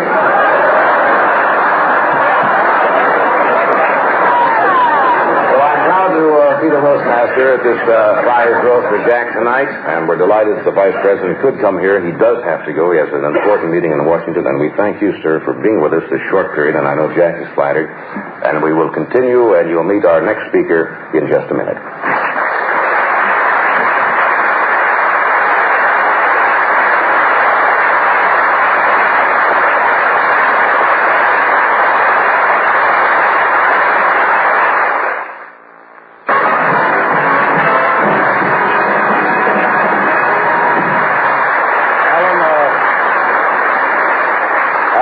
Just returned from running a short errand for Mr. Phil Harris.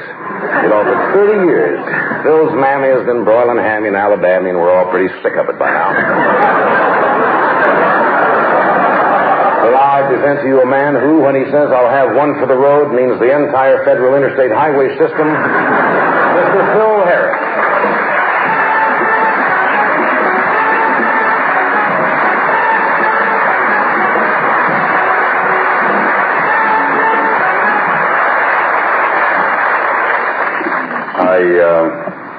I'm delighted, ladies and gentlemen, to be a part of this roast of my dear friend and former employer, Mr. Jack Benny. When I first met Jack, I was a simple country boy from Nashville, Tennessee, unused to the seductions, exotic pleasures, and scintillating sophistication of Hollywood. But Jack taught me everything, including how to use big words like them there I just used. But Jack hired me for his show, and the first time that I went to his house for dinner, we're sitting around waiting for dinner, and Jack says, "Would you like to have a drink?" I said, "Yes, I'll have a cherry phosphate, please." Jack says, "No, I mean liquor." Well, I drew back in horror.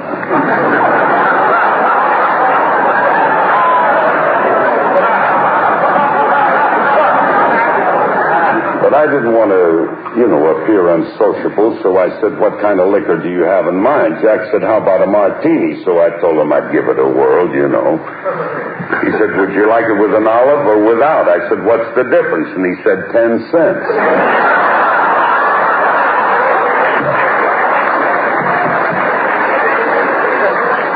That's the night he got me started. I had one martini with an olive, then another one, and then another one, and finally I told him to leave the olive out. It was taking up too much room. But I'll say one thing. Jack's campaign to make me into a Hollywood gentleman was to get me a whole new wardrobe. He said he knew a place where you could walk up one flight and save $10. I got up there, and I was dazzled by the selection of suits, coats, trousers. I've never seen an attic like Jack's. So I bought everything in sight, even a second-hand tuxedo. I don't know who wore it last, but I found a lily in the pocket. Every time I put it on, my arms kept going like this. That's right, folks. Jack Benny made me over, gave me a whole new image. Not just me. He did that with everybody. He magnified everything. Now, you take Don Wilson. When Jack hired him, he was 6'2", weighed 110 pounds. Jack kept stuffing him like a goose on day-old bread so he could do fat jokes about it. Dennis Day, one of the brilliant intellects of our time. Jack made him into a dummy. Now we talk about Rochester. You ain't going to believe this, but when I first met Rochester, he was white.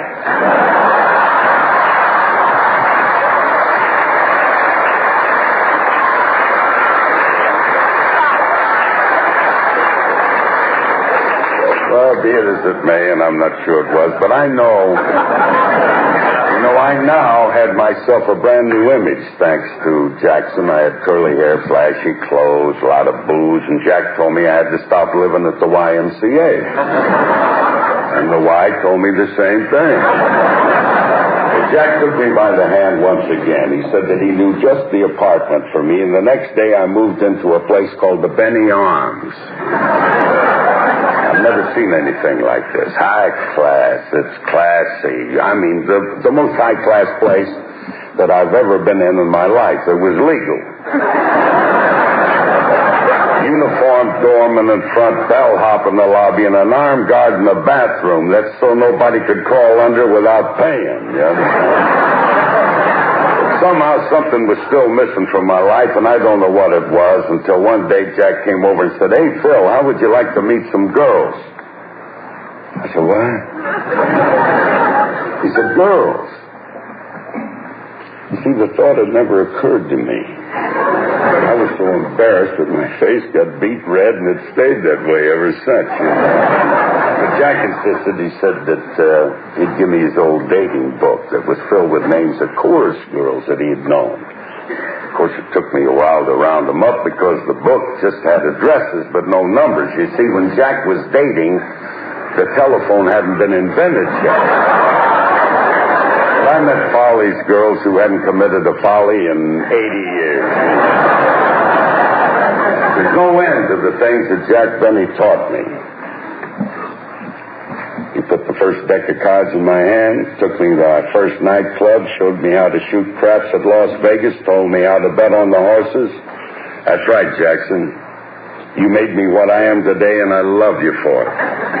But Alice ain't never gonna forgive you.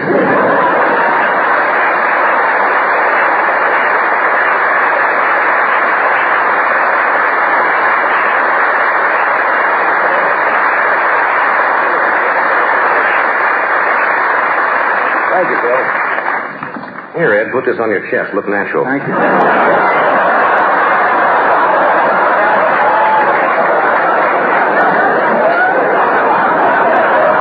Now I would like to introduce another one of the... You know, I'm so busy making notes that I haven't heard a thing. I'm so busy stealing them, I have to say. That one won't go in the time capsule, Milton.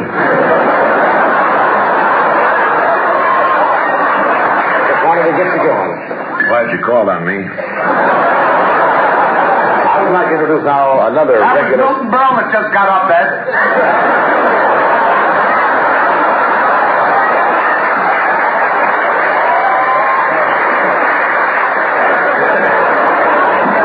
The pennies will fall out of his eyes.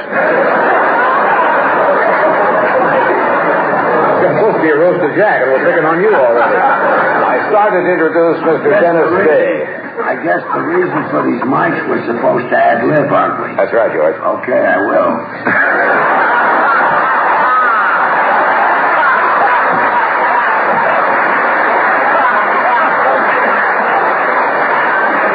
18 jokes have been done. George says I will, and Jack falls off the chair.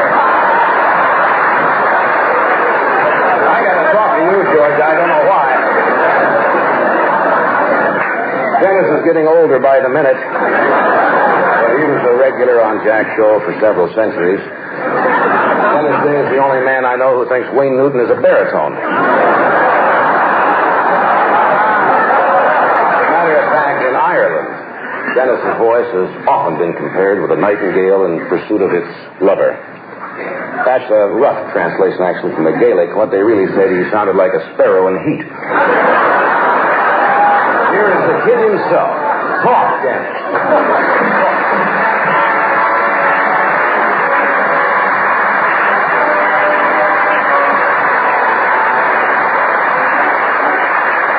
I'm really happy and thrilled to be here tonight to honor a wonderful man and a steadfast friend.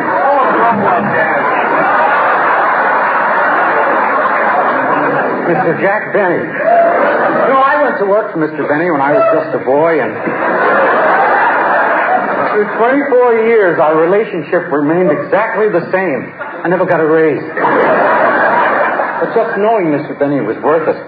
He told me that himself. You know, I'll never forget the first day I met him. He invited me to his house, and he asked me if I'd like a drink. And I said, yes, please, I'd like a glass of milk. And he said, homogenized or plain? I said, what's the difference? He said, an olive.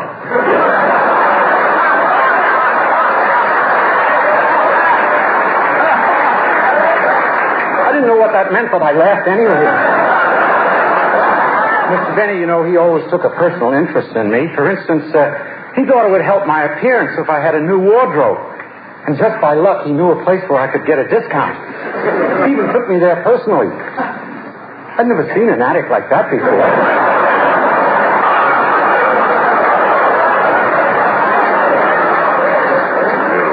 But the clothes were too expensive, so Mr. Benny took me down to the basement where he had another line.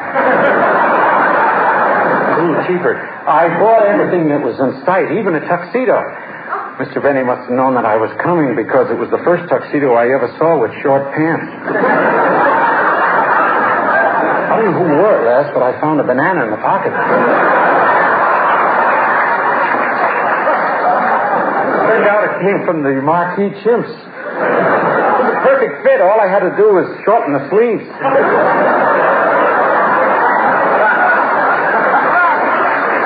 13 inches. Mr. Benny was always looking out for my welfare like that, though. For example, he didn't like where I was living because he said that it wasn't the right environment. I might go wrong. The people there were a bad influence on me. So I left my mother and father.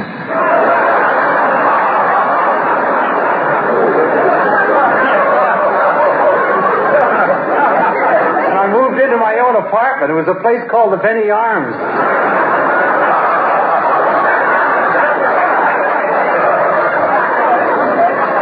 Next door to some loudmouth drunk.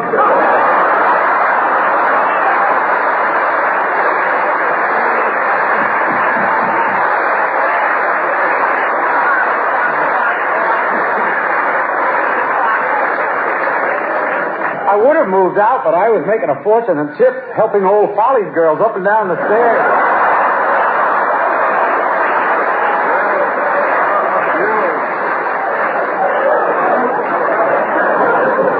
I got to like the place. I even made friends with the guard. And he let me crawl under any time I wanted.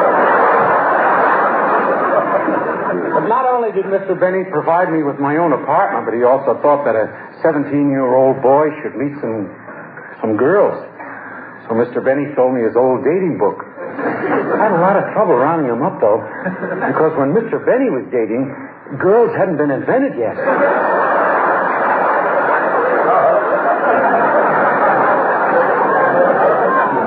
You're too damn funny to suit me. Well, Mr. Benny, you know, you've taken a lot of ribbing tonight, but I know there's not a person here who doesn't wish you the very best the world has to offer in thanks for all the years of laughter that you've brought everyone. And it goes without saying that those are my sentiments, too. Oh, my mother would have sent her regards, but she doesn't like you.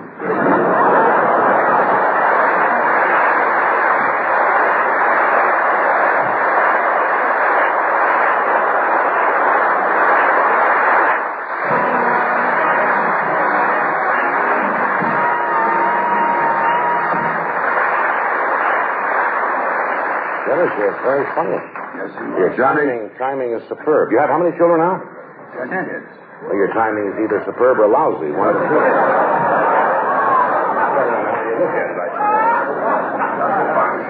Yes. What can I say complimentary about our next speaker, Milton Berle, that hasn't already been said by Milton Berle? Mr. Television. Remember Uncle Milty? I mean, for years, we all went around.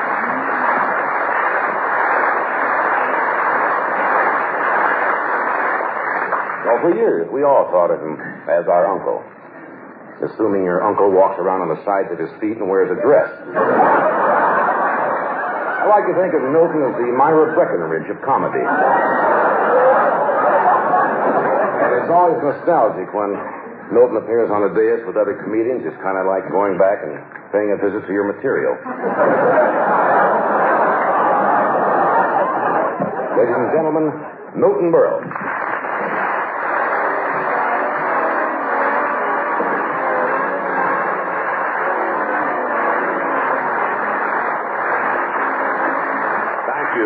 Thank you, Merv.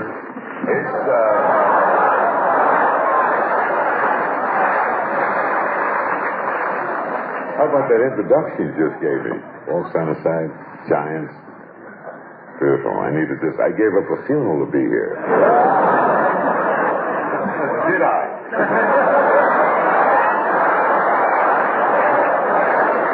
Well, I must tell this.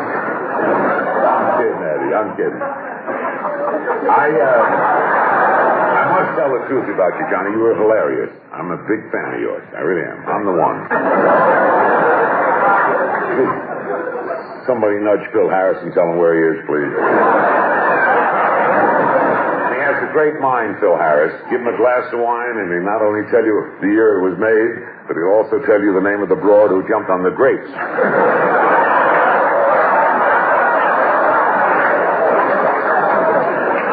Laugh it up, Ed, please. You look beautiful. He's got the personality of an empty locker. Look at Sullivan. He looks like he's being choked to death from the inside. Enjoying yourself, George? Gumming on your cigar?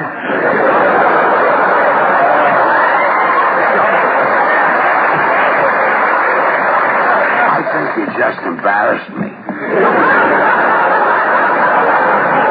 I didn't embarrass you. Dolly Madison. She did too.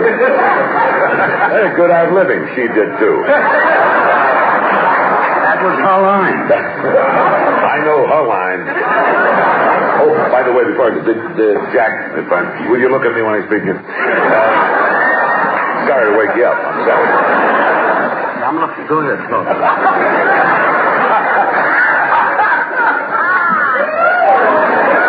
Boy, if I ever switch, you're first.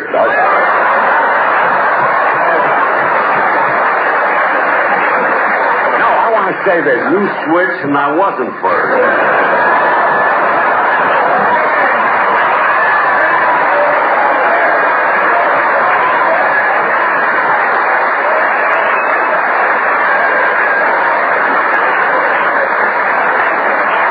I wish I'd have said that. Dennis, would you like to leave the room?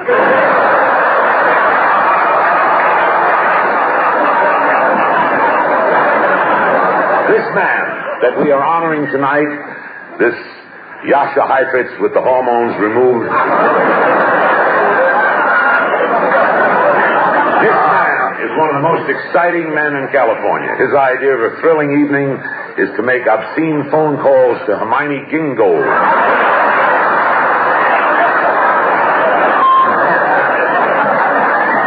His biggest thrill on Sundays is to wake up his leg.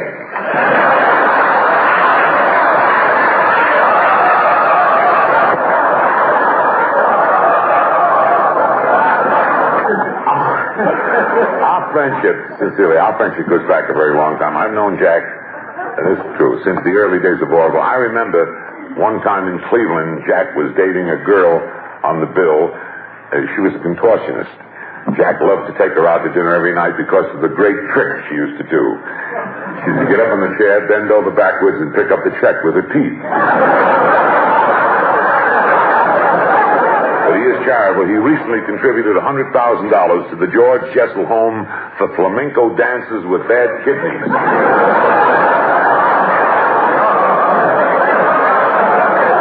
This man that we are honoring tonight, I have to be truthful, I'm sorry. He gives away nothing. Nothing! I'm getting mad now. Oh, are you? Yeah, okay. It's the only man I know who has a burglar alarm on his garbage can. Every night he waits until Mary falls asleep and then turns off her side of the electric blanket. When Benny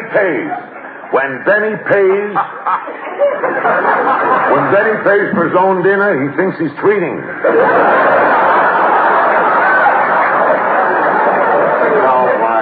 I don't want to stay on too long. But let me conclude my portion by saying, Jack, honestly, it's really a great pleasure to be here. Everything I've said about you, Jack, and everything that everyone has said about Noah is in jest and in fun. And ladies and gentlemen, I am doubly thrilled to be standing on this rostrum because I understand President Nixon is watching this show tonight. And not only because of Jack, but he wanted to see what Agnew looked like. Thank you very much.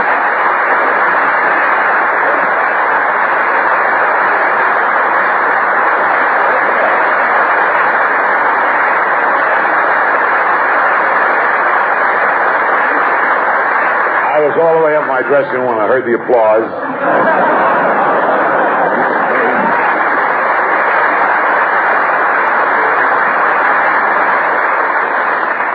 Wonderful to be appearing on Milton's telethon.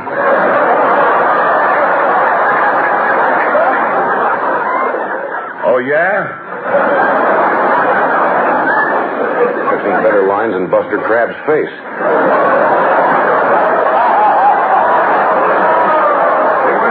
I got a line here that'll close the network. I don't... 20 years ago.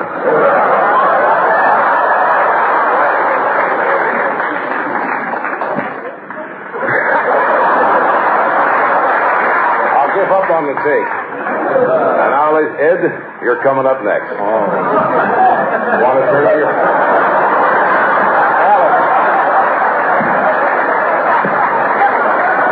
I just want to get full of booze. All right.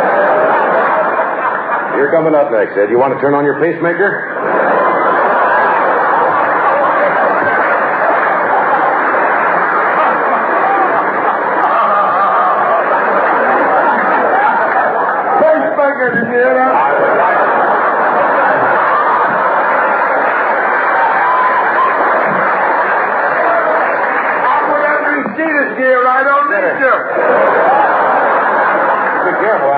Up his one gesture of the night. I would like to tell you about an experience of appearing on Ed Sullivan's show. When you appear on Ed Sullivan's show for the first time, it is a traumatic experience. I was in California in 1954. I had a call from Ed Sullivan. I rushed back, was excited to be on the show. I brought my little jokes along. And Ed gave me the usual comedy position on the show, being the master showman he is, of following Charlton Heston excerpts from the Old Testament.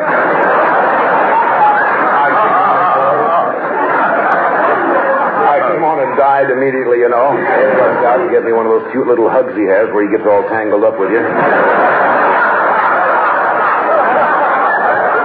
Then he cued me off the wrong side of the stage where I was damn near eaten by a bear.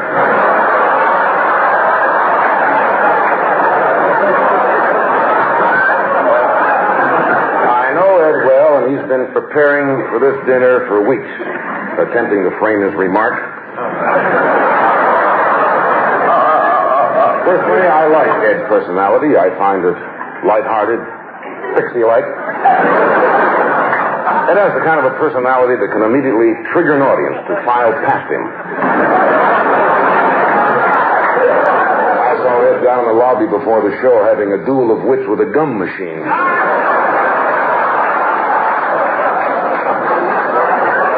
And we're delighted, Ed, that your lovely widow Sylvia could be here tonight.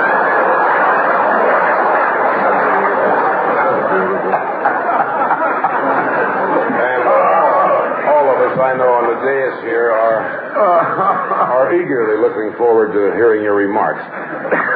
But don't forget to watch. Ladies and gentlemen, Mr. Excitement, Mr. Ed Sullivan.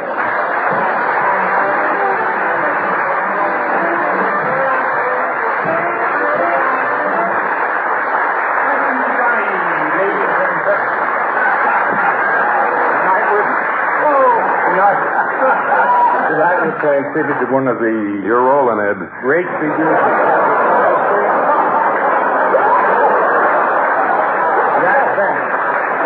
I'm very pleased to be here because Jack and I are very old friends. We first met 40 years ago.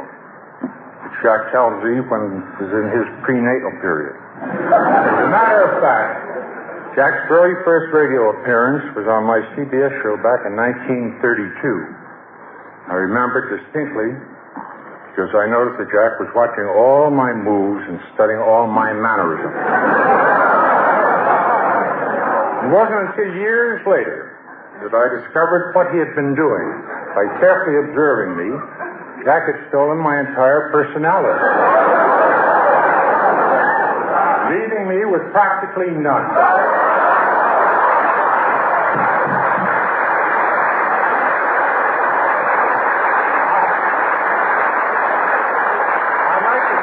Step by step exactly what I mean. For example, I was the very first man in show business ever to fold his arms like this.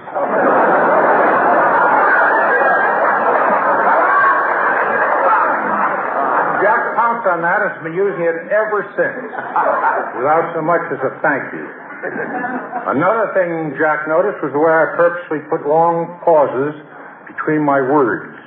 I practiced for years, developing that hesitation in my speech, knowing that the audience would be kept on the edge of their chair, wondering what my next words would be, whether there would be any at all.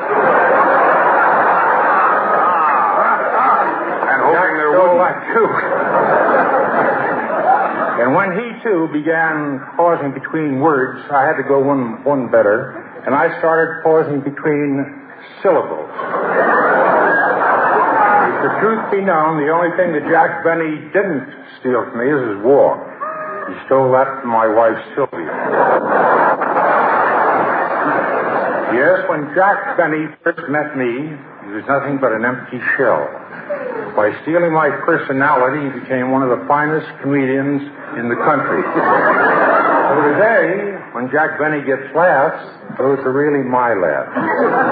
Meanwhile, I'm stuck with material like, let's hear it for the bouncing Bartok.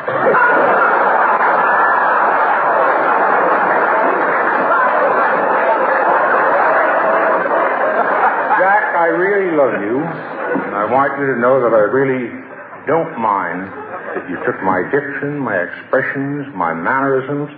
But one thing I can never forgive is the fact that you took my smile. In other words, Jack, you are a louse.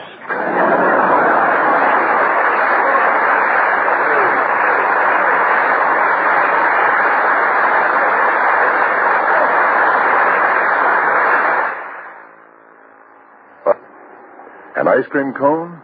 A sundae? Neither. It's the new taste treat, the Kraft Caramel Cone. Delicious. And you and the kids will have fun making them. Melt a bag of Kraft caramels. Dip Kraft Jet Puff marshmallows in, then pop them into an ice cream cone. And there's your caramel cone. So pick up Kraft caramels, Kraft Jet Puff marshmallows, and some cones. How about tomorrow? Happiness is a Kraft Caramel Cone.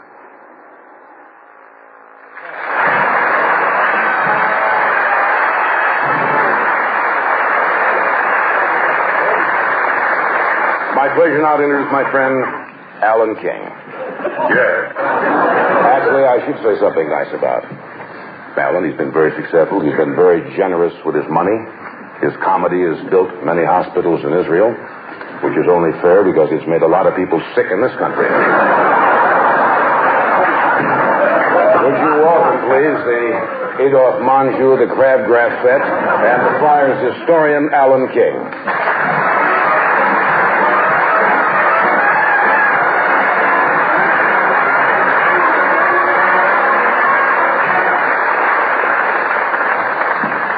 As historian of the Friars Club, it is usually my function to dig into the past of the guest of honor. With Benny, it's not a job for a historian, for an archaeologist, maybe. Jack Benny's life has been about as exciting as the 4th of July in London.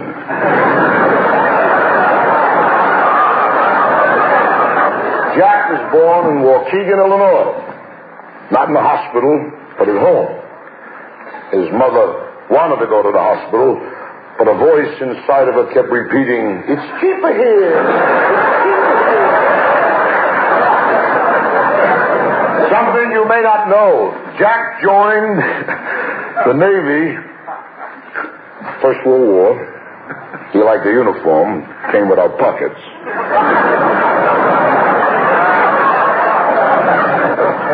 His record shows that he served aboard 3 ships, the Nina, the Pinter, and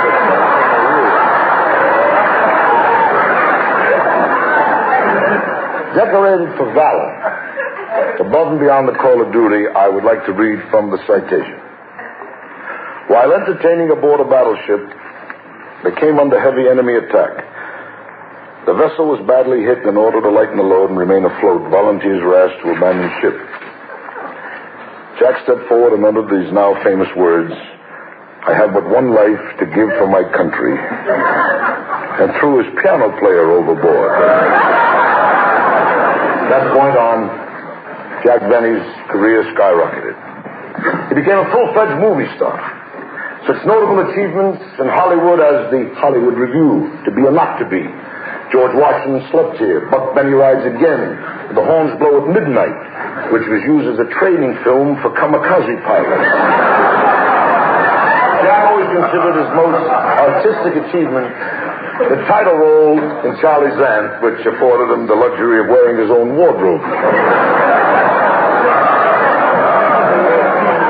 But as historian of the Friars, I would be remiss, even during a roast, if I didn't seriously mention the overwhelming accomplishments of Jack Benny, the artist and the man. 22 years consecutive radio star. 19 years television star. Hundreds of nightclubs, theaters, concert engagements all over the world. He's loved, he's revered, respected. I don't know how to compare this man. Perhaps St. Joseph, which is a small, dull town in Missouri. Jack, always a pleasure to be here.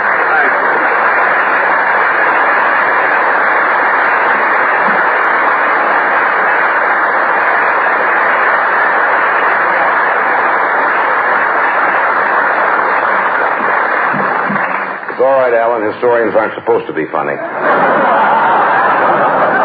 Ladies and gentlemen, no dais that purports to represent the friends of Jack Benny and to be a tribute would be complete without the appearance of his best friend, George Burns. George, of course, as you know, Jack, is known for his ability to break you up at any time. Not that it's hard to do. I see you fall down over a speech by Karl Munt. You welcome, please, Jack Benny's security blanket, George Burns.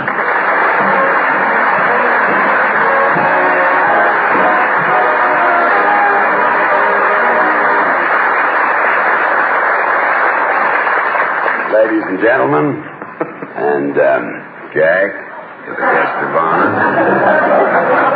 If you'd like to laugh now, we'll get it over with. And Johnny Carson. Well, that's pretty funny, the name Johnny Carson. Oh, I thought you were laughing at Johnny. The name Johnny Carson, because that's a funny name.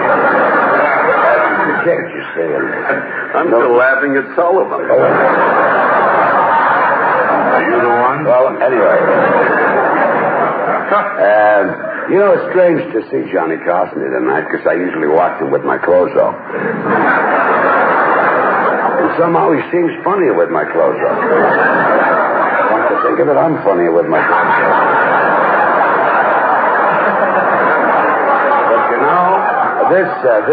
This sociable tonight is for Jack Benny.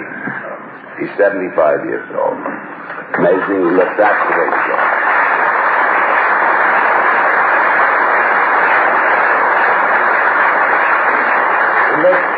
He looks absolutely wonderful. He looks as young as Groucho Marx.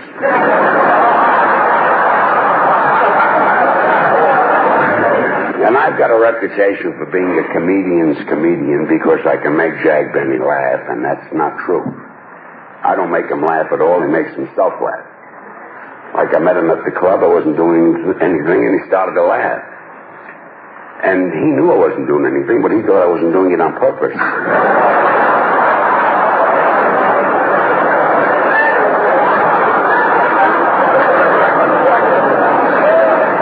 One night, the Edward G. Robinsons gave a party, sort of a musicale for Grace Moore. And her picture just came out.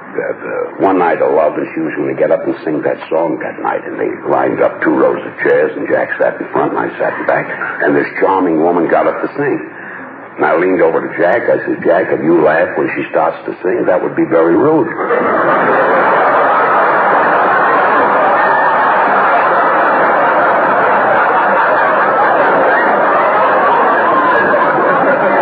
The minute the first note came out, his shoulders shook. They carried him out of the room. So you see, I don't make him laugh. Grace Moore makes him laugh. But let me tell you something. Don't ever try to make him laugh. Don't plan to make him laugh because it doesn't work. One night I asked him and Mary to our house for dinner.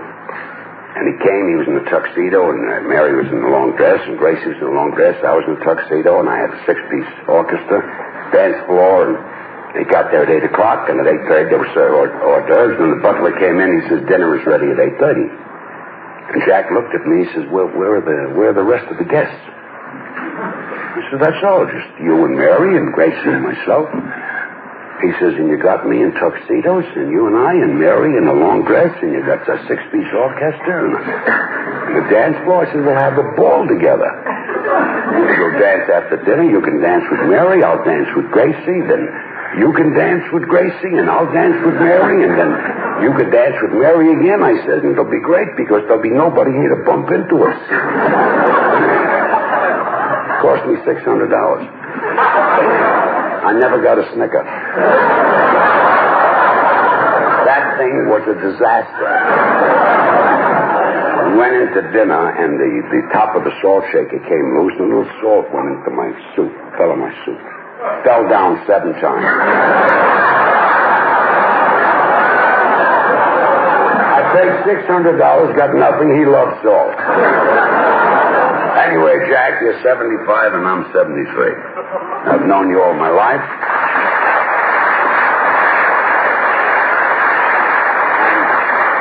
I've known you all my life, Jack, and I can truly say this, I've never met a nicer man. You're a fine man, and I only hope when I get to be your age, I'll look as good as Groucho does.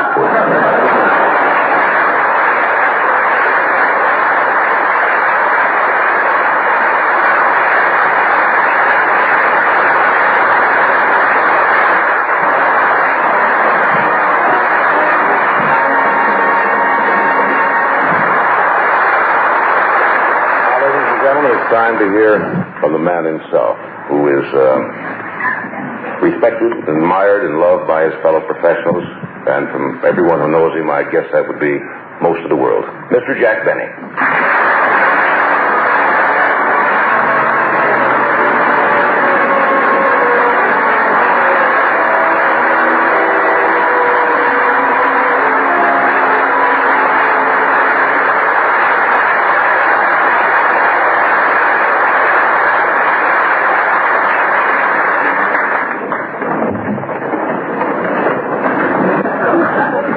Reviewing the evening, I would like to say, first of all, how very flattered I am that the Vice President could be here tonight, even for this short time.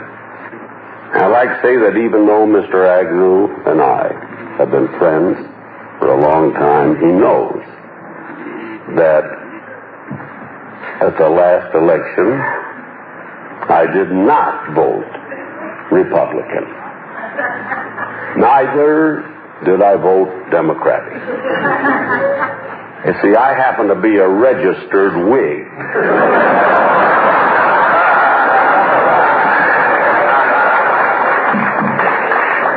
And once I join a party, brother, I stick with it. I'd like to say a few words about our Toastmaster, Johnny Carson. One of his gags was the fact that I have to take a Dramamine when I make love. And Johnny, in answer to that, I can only say I never take a Dramamine. I take a Dexedrine to keep me awake.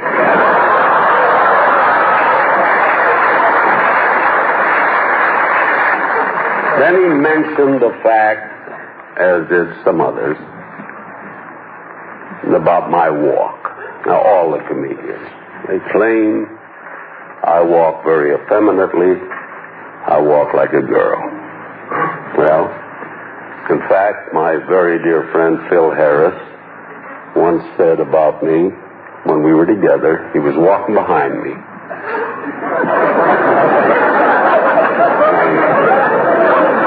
He said one of the funniest things I've ever heard. He said, you know what? You could put a dress on Benny and take him anywhere. Well, maybe I do. I don't think anybody can help the way he walks. Maybe I walk like a girl, but believe me, I am not effeminate. Have I bothered any of you fellas?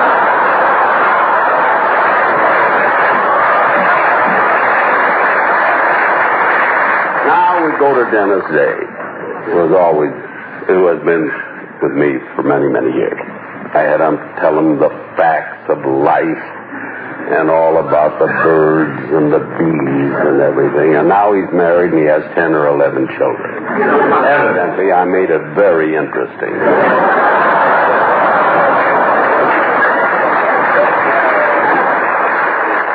Of course, it was the great Will Rogers who once said, I never met a man I didn't like. Obviously, he never met Milton Berle.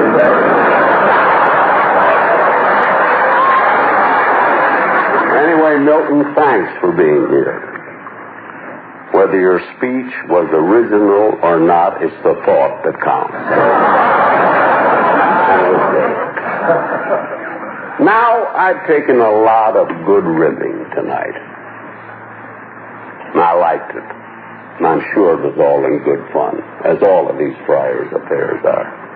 I've only got one complaint, which I marked down there, that how could Ed Sullivan accuse me of stealing his personality? I know we both work alike, but when I smile, it's not written on a cue card.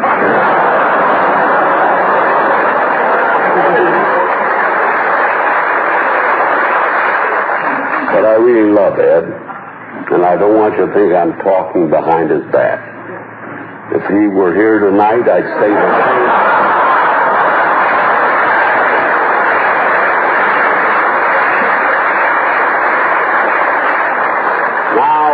like to get to Alan King, that young, very angry man. What he's got to be angry about, I don't know. He should be very grateful. In the past, he's attacked the phone company, the airlines, the medical association, all the great American institutions. Now, tonight, me. Now, let's see. What else do I want to say here? Well, I can't leave out. I'll say a few words about my very dear ex-friend, George Burke. This man, really and truly, he admitted it tonight, didn't he? Says some of the stupidest things. And he expects me to laugh. And I do. But there's a reason for it. You see, after knowing each other for over 50 years, not 40, 50 years, we finally have something in common. We are both senile.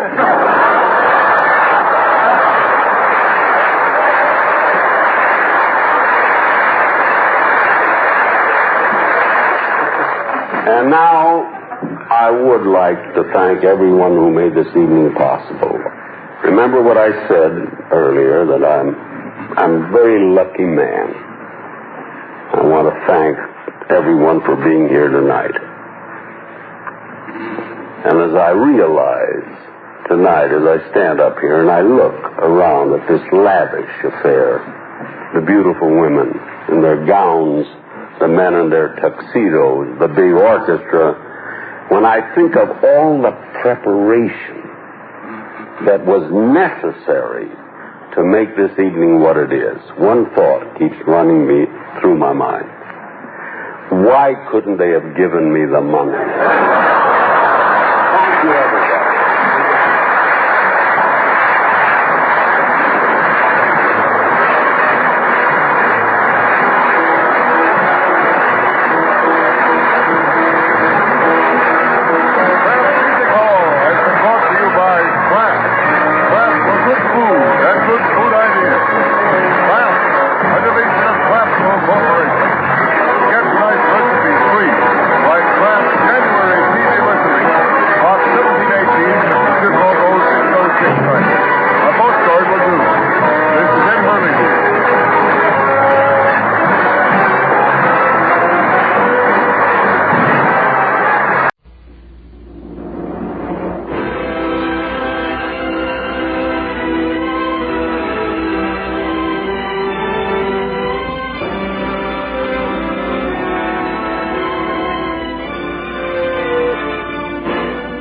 Gentlemen, Dennis Day. Oh,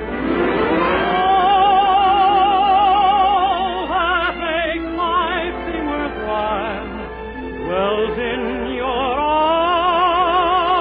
eyes, and the spell of your smile. Dennis Day is brought to you by Colgate Dental Cream and Luster Cream Shampoo. Colgate Dental Cream to clean your breath while you clean your teeth. Luster Cream, the cream shampoo for true hair loveliness.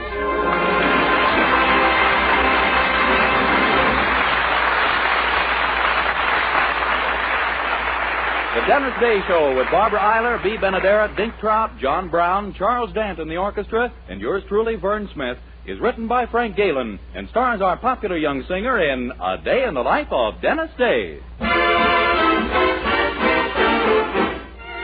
Here's Dennis singing, Who Put That Gleam in Your Eye?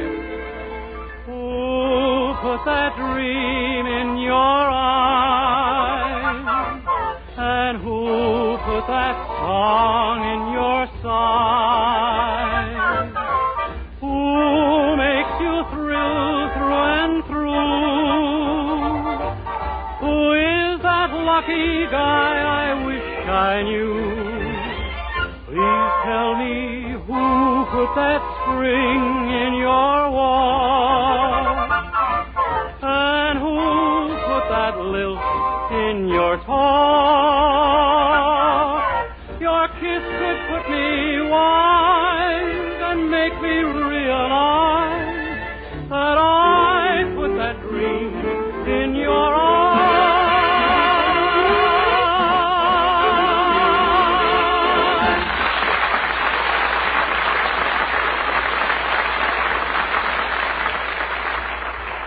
beauty authority Kay Dumas now sends you the winning secret of true hair loveliness. Your hair can be your most captivating charm with one touch of magic, Luster Cream Shampoo. Yes, whether your hair is honey blonde or raven black, sunny brown or fiery red, it's your natural hair appeal that men love. And more women of all ages are discovering that Luster Cream Shampoo brings out the fullest natural glory of their hair. Not a soap, not a liquid. Luster Cream Shampoo is an amazing new dainty cream that whips up luxurious lather like magic in hard or soft water, sweeps dullness away, and in its place leaves hair heavenly soft, shining, obedient.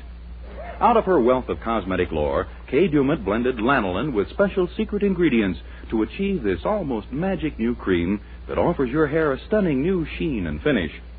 Try that economical $1 jar of Luster Cream Shampoo now at all cosmetic counters. Also 30-cent and 55-cent sizes. Thrill to all those admiring looks coming your way when you begin using Luster Cream, the cream shampoo for true hair loveliness.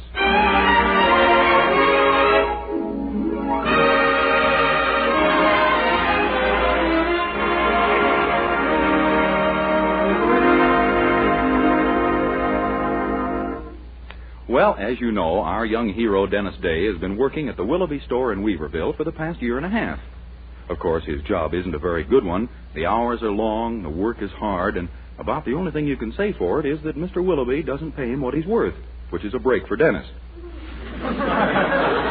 But evidently, the flame of ambition burns brighter in our hero than we had guessed, for it seems that Dennis... Well, let's look in at the Anderson living room where he's been telling his girlfriend Mildred some rather startling news. Oh, Dennis, it's just marvelous. Another job in your spare time. Yeah. But how did you happen to pick the insurance business to go into? Well, it's the best business there is. I figured it out. More people do it than anything. Do what? Die. Well, that's true. But do you know anything about insurance? Oh, I've been studying it for weeks. Believe me, I've been using my brain. Well, why didn't you tell me about it before? Oh, I didn't want to worry you. Oh, I see. Gosh, I sure hope I can make a success of this. If I do, I'll feel free to speak to your mother. Why, darling, you mean about me? About anything. I'll just feel free to speak to her.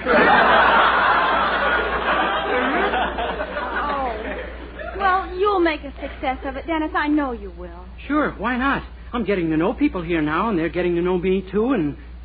Say, that may be why not.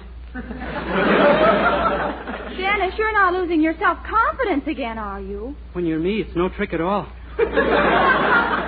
Well, you've got to change then. And now, what have you done about getting prospects to sell insurance to? Well, I've left little pamphlets around here and at the store. Pamphlets? Yeah, the firm puts them out. People read them and start thinking about insurance, and then I come along and... Oh, good morning, Mr. Anderson. Good morning, my son.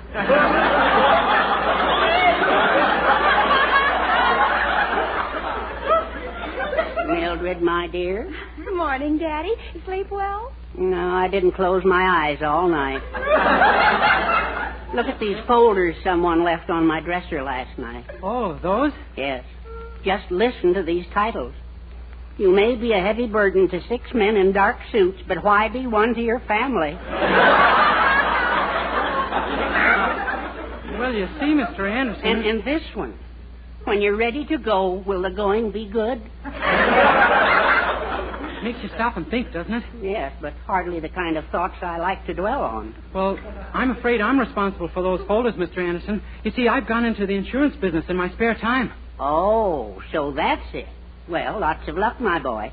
But you'll need more than just a few folders to sell insurance. Oh, Dennis has a marvelous sales talk all worked out, Daddy. Yeah, a really subtle one. All I need is a little practice, and I'm all set to go. Well, suppose you practice on me, son. Now, we'll pretend that I'm a prospect, and you're trying to sell me some insurance, okay? Oh, you bet. Well. Good morning, sir. How are you feeling this lovely morning? Fine, thank you. Really? You look horrible. What? If you last 2 more months, I'm the king of Siam. Dennis, is that what you call subtle? You have to make some conversation first.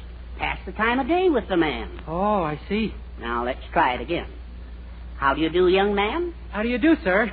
Well, here it is, 9 o'clock in the morning. It is? Yep. Wonder how many people died last night.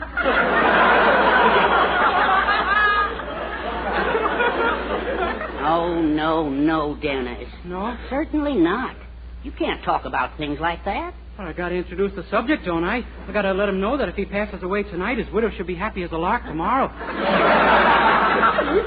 Son, I wish you all the luck in the world in your new business, and I doubt it from the bottom of my heart. And now, if you'll excuse me, I have my housework to do. Good day, kid. Gosh, I didn't make any headway with even pretending. And I thought he might really buy some insurance from me, too. Dennis, you know Daddy couldn't buy anything even if he wanted to. Why, as soon as he gets his money every week, Mother's got it. Gee, you mean she goes through his... Now I'm being silly. She's got them on.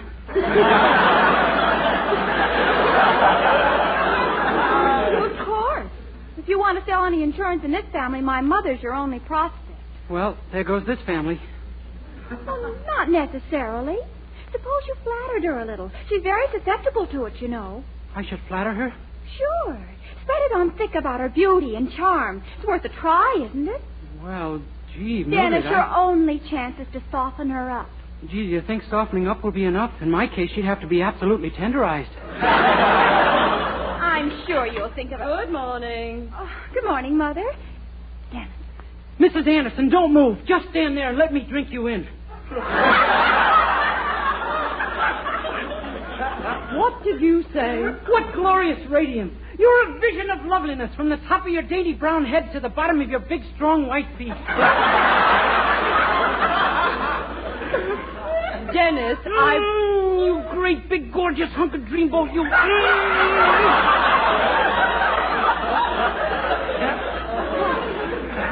Why, Dennis, you really think I'm attractive?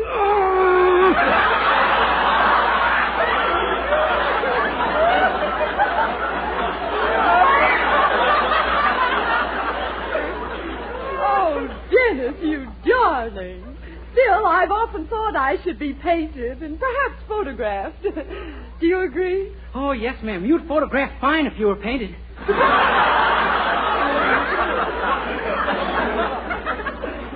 What? Oh, that didn't come out right. What I meant was... You were just made to be photographed. Why, you belong on the screen. The most beautiful mother in the movies. Oh, well, that's different. The Irene Dunn type, huh? Exactly. You'd be just perfect as her mother. Oh, I would I?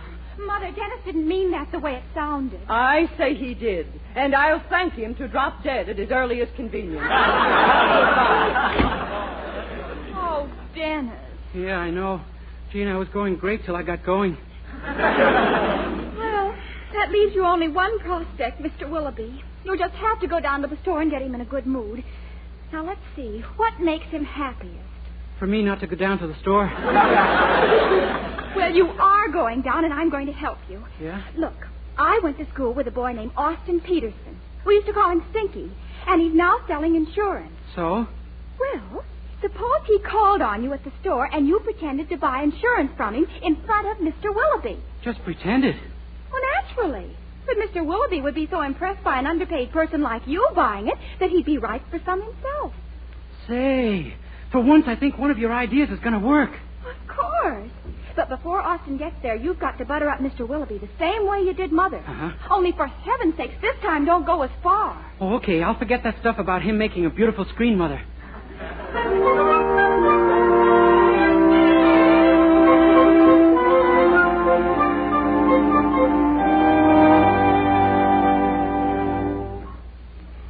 Gee, you really think I can sell this Dennis Day some insurance, Uncle Homer? Just as sure as your name is Richard Willoughby, my boy. He's been leaving insurance folders all over the store, so I know he's interested. Gosh, I don't know. Nothing ever happened with any of my other prospects. All your other prospects got away because they outsmarted you. This time you're evenly matched. Gee, imagine. Yes, I know it's hard to. What's more, I'm going to help you. I'm going to flatter the lad for you so he's in a mood to buy. Flatter him? Well, sure. That's the way. Oh, here he comes. Quick, duck out of sight for a couple of minutes. Okay.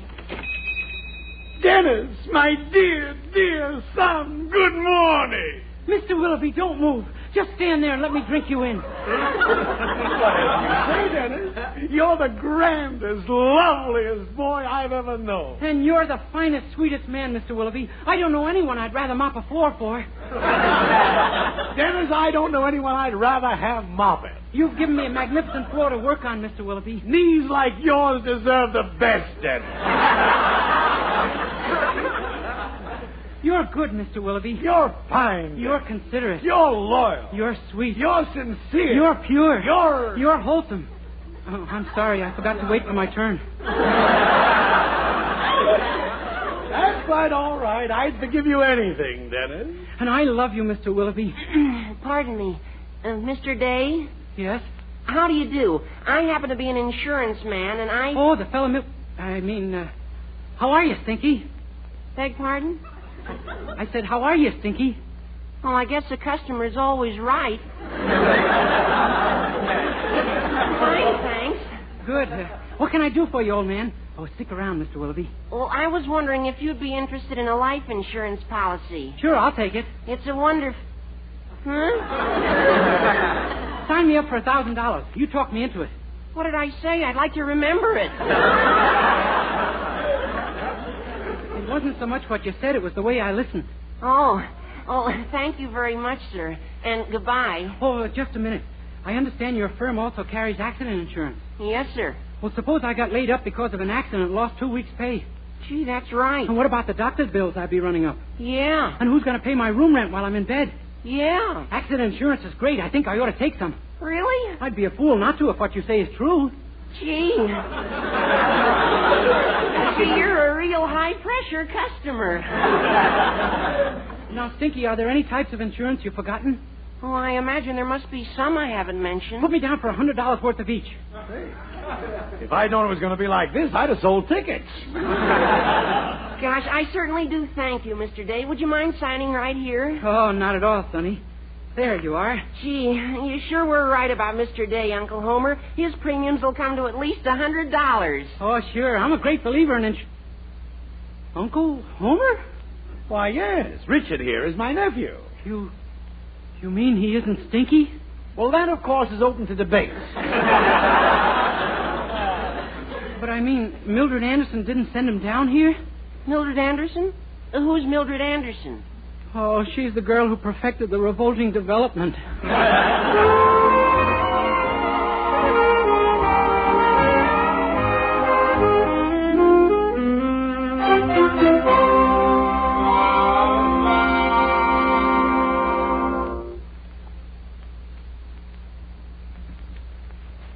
Dennis, will you stop carrying on? So it isn't my fault Austin Peterson was out of town. What are we going to do, Mildred? I'm stuck for $100 worth of insurance premiums. Golly, if you could only sell Mother insurance for the whole family, you could earn that much in commissions. Dennis, we've got to think. Oh, what's the use, Mildred? I'd be better off if I'd just give up and go out and throw myself under a truck. Why, Dennis, that's it! Just to sell some insurance, you would let my lovely white body be mangled? I don't mean a real accident, silly. Well, just pretend there's been one. When Mother sees you all bandaged up, she'll realize it could have happened to her, and she'll buy some insurance. Oh, well, if you think she won't suspect... Of course she won't. And even if she does catch on, we'll just work the fake injury trick on someone else. Don't be silly. If she catches on, the injuries won't be a fake. Oh, well, get out the bandages.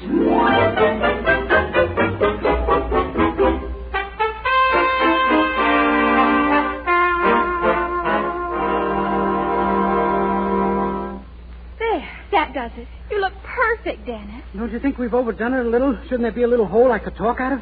Oh. Well, here, I'll push some of it aside. There. Oh, Mildred. Oh, golly, we just got through in time. There she is. Oh. In here, Mother. Quick, lie down on the couch, Dennis. Mildred, I just wanted to... Good heavens, who's that? Oh, Mother. Mother, it's Dennis. He's been hurt. Hurt? Badly? Oh, Dennis. Speak to me. How did it happen? I was crossing a street when suddenly a 20-ton truck came bearing down on me at 80 miles an hour and hit me head on. Goodness. Yes, ma'am. My face is all scratched.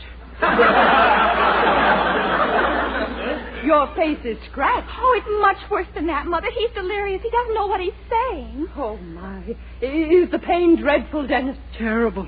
And no insurance at all. Oh, dear, to be seriously injured in a strange town so far from your home. Yeah, with no insurance. How much you must wish that you had your mother here at a time like this. I'll say, and a few dollars worth of insurance. You see, Mother, he has no insurance. Yes, I was beginning to suspect it. Yeah, Mrs. Anderson, and you ought to buy some right away.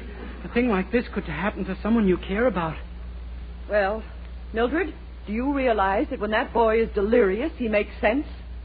I'm going to buy all the insurance I can as fast... Now, who can that be? I'll answer it. Yes? How do you do? Is Mr. Day in? I brought over the insurance policies he bought this morning. Insurance policies? Mildred, I feel a cold wind blowing on me. Dennis, this gentleman dropped in to bring you your insurance policies. Gosh, Mr. Day, is that you? And you're injured. Oh, that's awful. The company gives us demerits when they have to pay off so soon. No, I'm not really injured, Richard. Your company won't have to pay me. I wouldn't count on it, Richard. Huh? Dennis, this time you've gone too far. This time I'm Dennis Day, come back here and fight like a man.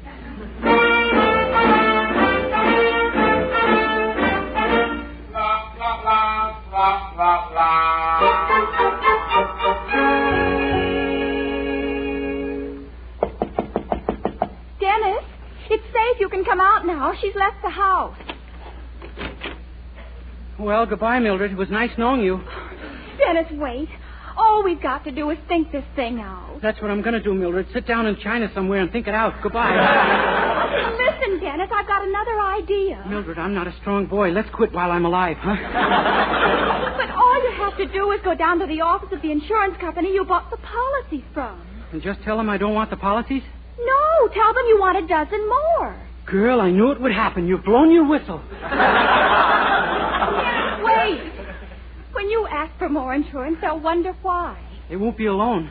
Well, suppose you convinced them that you'd had reversals and were about to commit suicide. Wouldn't they cancel all the policies you bought this morning? Well, it's possible, I suppose. Possible nothing. It's a certainty. I'll go with you and wait for you.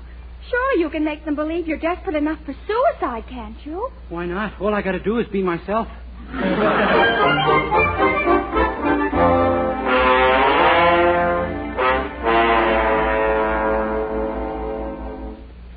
Now, have you got everything straight? Exactly what you're to say? Yeah, I think so. I've even got a little idea of my own I might try, too. Oh, Dennis, and up to now I was so confident. Well, don't worry. I may not have to use it. But what if... Shh, the fellow might hear you. Well, here I go. How do you do, sir? Hello. I'm Dennis Day, the fellow who bought those policies from your company yesterday. Oh, yes, sir. And what can we do for you today? Well, I'd like another $100,000 worth of life insurance. $100,000 worth? Pretty suspicious, huh? Why, not at all. Just a moment till I locate my rate book. Oh, no hurry. I got no place to go. My house burned down yesterday. Really? Let's see now. Too bad, too. I think my wife was in it. I haven't seen her all day.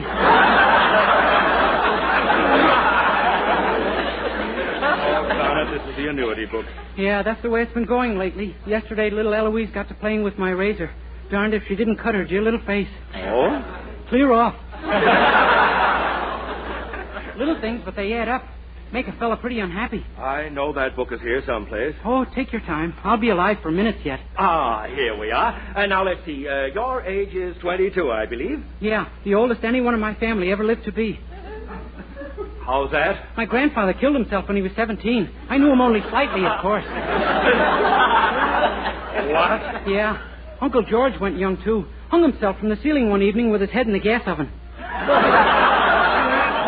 Yeah, then he stabbed himself in the heart, put a bullet through his brain. When we found him, he was a pretty sick boy.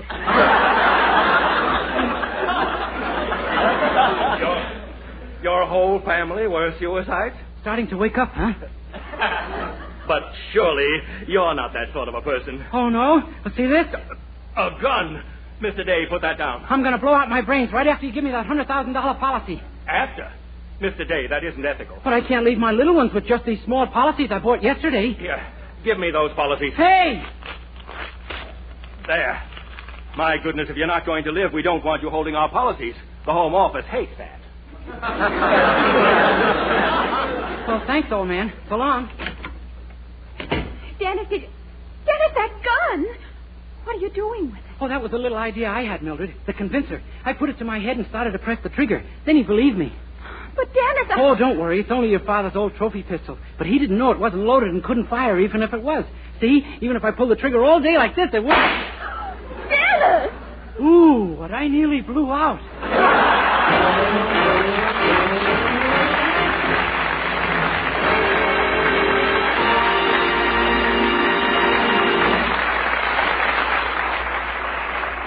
Dennis Day will be back in just a moment with a song. But first, here's a fact worth knowing. Colgate Dental Cream cleans your breath while it cleans your teeth. And that's important, as our Colgate players now demonstrate. Our curtain goes up on a scene in a room of a college dormitory, where we find a college boy with trouble.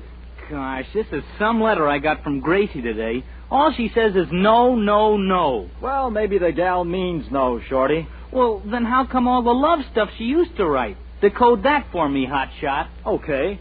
The way I figured, Gracie's signaling you to see your dentist. And here's what Shorty found out. Scientific tests prove that in 7 out of 10 cases, Colgate Dental Cream instantly stops unpleasing breath that originates in the mouth.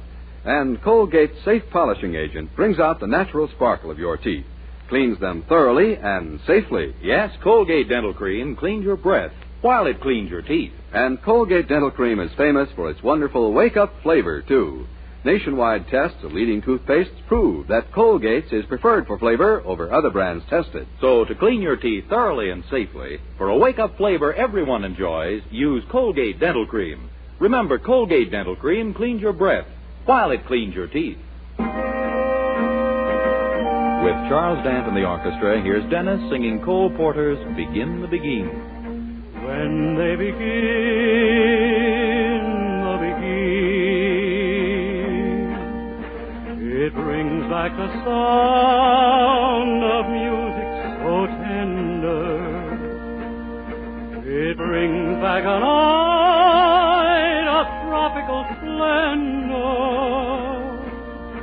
It brings back a memory evergreen. I'm with you once more under the stars, and down by the shore an orchestra's playing, and even the pawns seem to be swaying. When they begin the begin, to live it again is past all endeavor,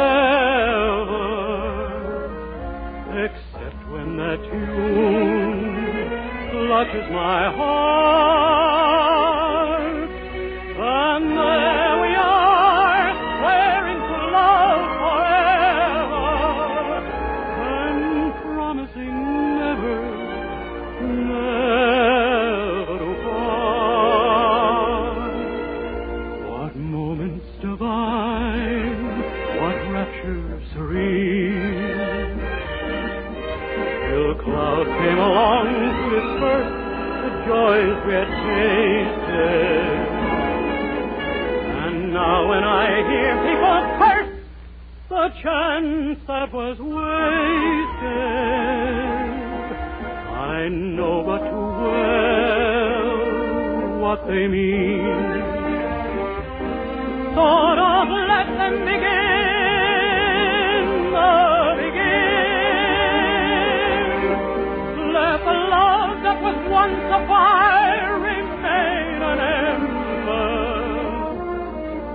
Let it sleep like the dead desire I only remember.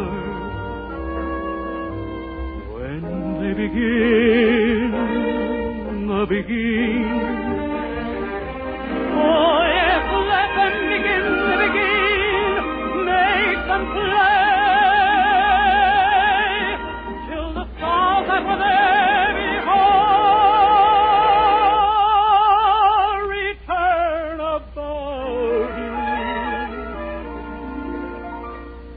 till you whisper to me once more,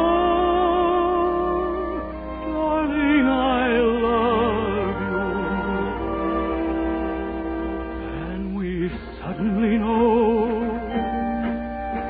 what heaven we're in when they begin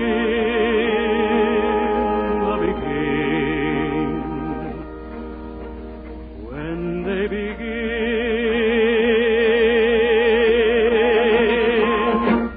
the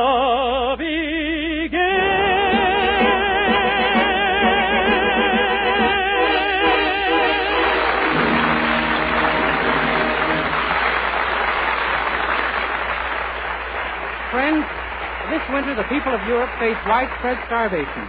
And this situation concerns every American, not only for humanitarian reasons, but to protect our own freedom. For if hunger brings on a collapse of the effort to build free governments abroad, our own security will be seriously threatened. So we can help protect the peace we fought so hard to win by sending Europe enough food now. But to do this, every American must cooperate with our government, and here's how. 1, eat no meat on Tuesday. 2, eat no poultry on Thursday. 3, save a slice of bread every day. 4, waste nothing. Clean your plate at every meal. Remember, your help is urgently needed. Save wheat, save meat, save the peace. Good night, everybody, and a special good night to all my old Navy shipmates who celebrate Navy Day this coming Monday. Remember, doctors prove the Palmolive plan brings 2 out of 3 women lovelier complexions in 14 days. And this beauty plan with Palmolive soap was tested on women with all types of skin. Dry, oily, even skin that was not clear. Yes, 36 doctors proved the 14-day Palmolive plan improves all types of skin, brings fresher, brighter, younger-looking complexions. So get Palmolive soap and start your 14-day Palmolive plan now.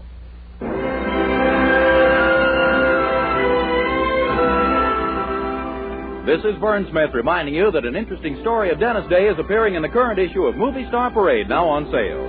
Dennis Day returns again next week, same time, same station. Join us then, won't you? Good night.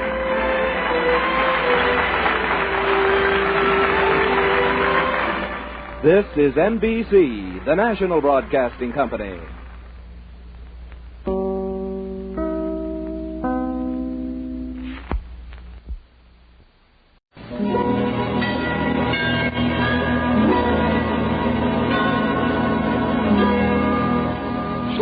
The beer that made Milwaukee famous presents The Halls of Ivy, starring Mr. and Mrs. Ronald Colman.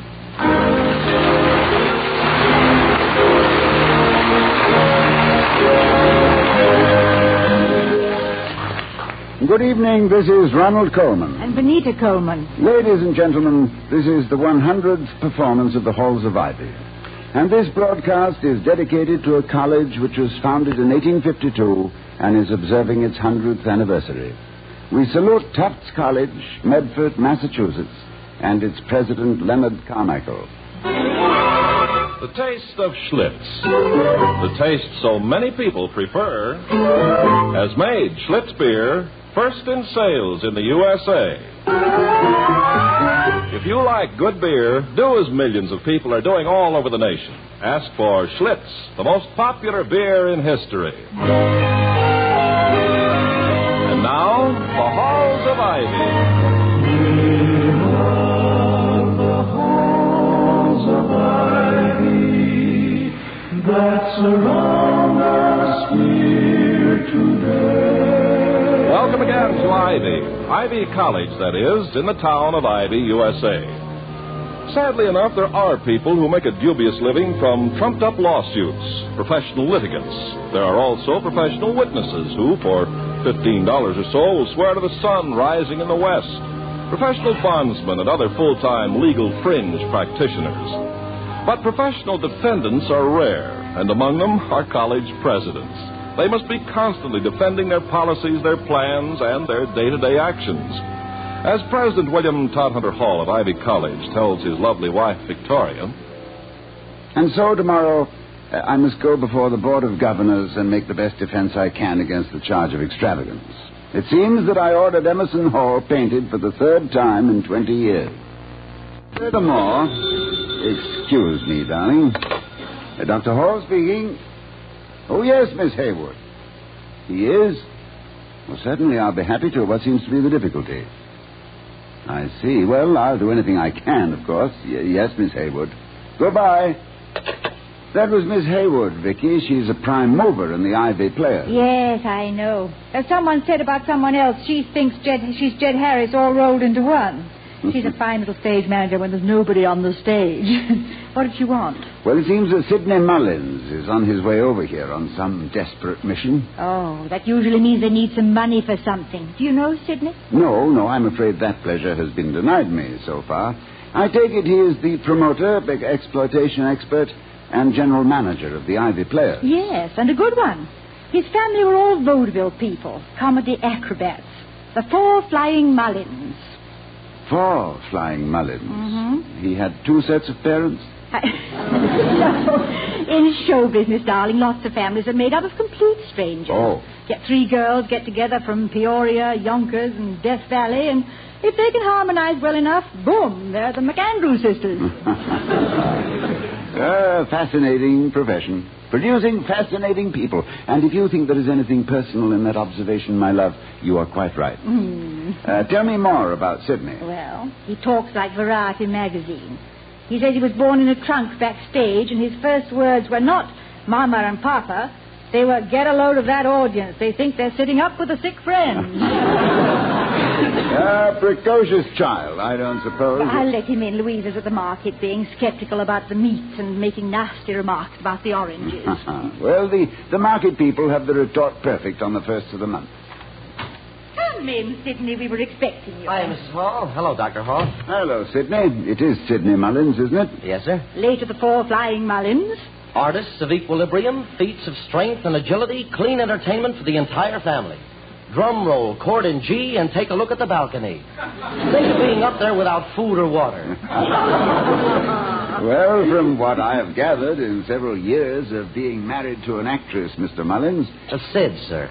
Thank you. I have the impression that to performers, the number and quality of the people in an auditorium are of paramount importance. And not only paramount, also the palace. That impression is good for a 3-year run, Doctor. It's the old story. The manager says, okay, we'll redecorate the theater. How do you want the seats covered? And the producer says, with people. The schmoes out front that pay off the schmoes out back, only those out front have got the edge. They don't have to come back tomorrow. My folks were the... I'm sorry. I guess I was vaccinated with a long-playing needle. No, don't be sorry. But I'd like to hear about whatever seems to be distressing your Miss Haywood. Oh, she's not Sidney's Miss Haywood, William. He's trying his best to get her adopted by a family in Pakistan. Oh, she isn't so bad. It says here, in fine print. Look, Doctor, the Ivy Players have been nominated by the ISPP. The ISPP? The Intercollegiate Society for Play Presentations, dear. Yes, they nominated us to compete with 7 other colleges. Nationwide contest, best dramatic organization. For student theatricals, this is the Kentucky Derby, with ham instead of horse. I take it the finger of fate has tapped you on a sore shoulder. The soreness being financial.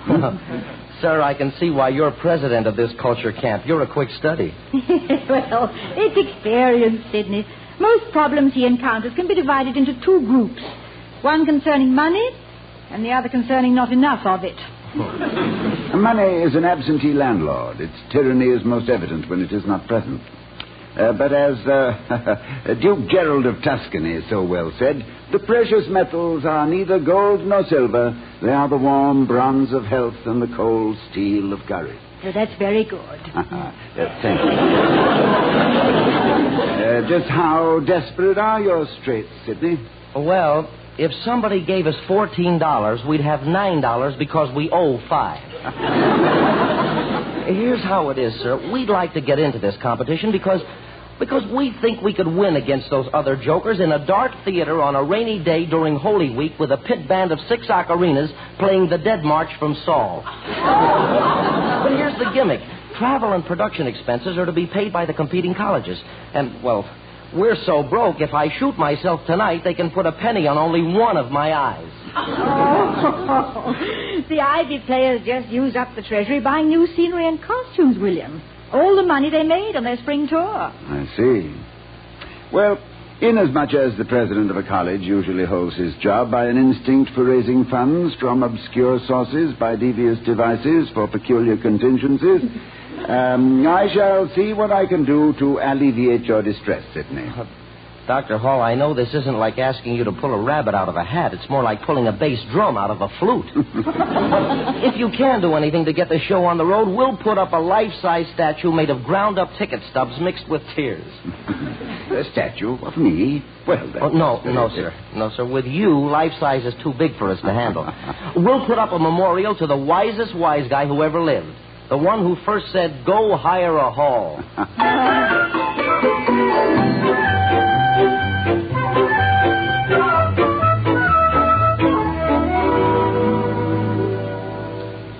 Well, if that's the case, Mr. Pearson, I can't argue with it. Thank you very much for the information. Goodbye.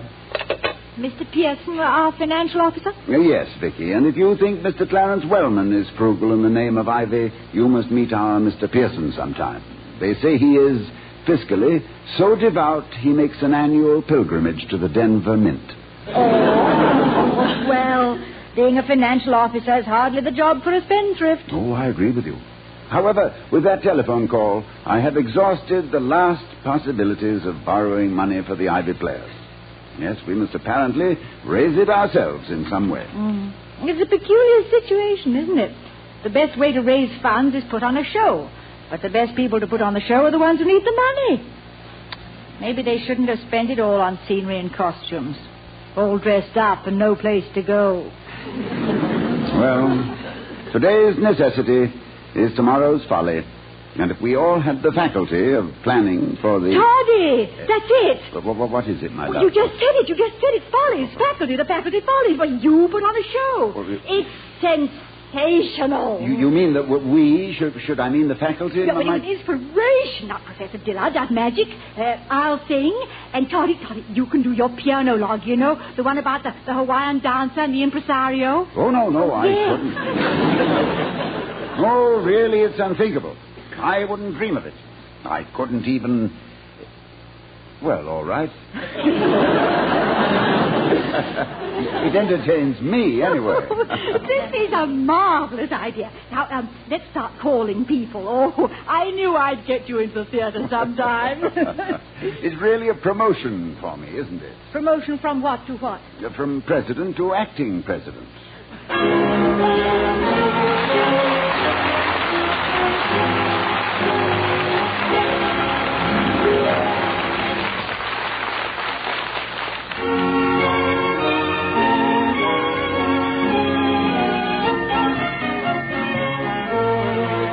Classes were in session as I dropped into the Ivy bookstore the other day to see Marty Fossil, who operates the place, so it was pretty quiet. So quiet, in fact, that I didn't think anyone was there as I opened the door and walked in. Hello? Hello in here. Anybody home?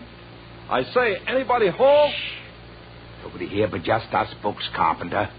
And I must say we like it that way.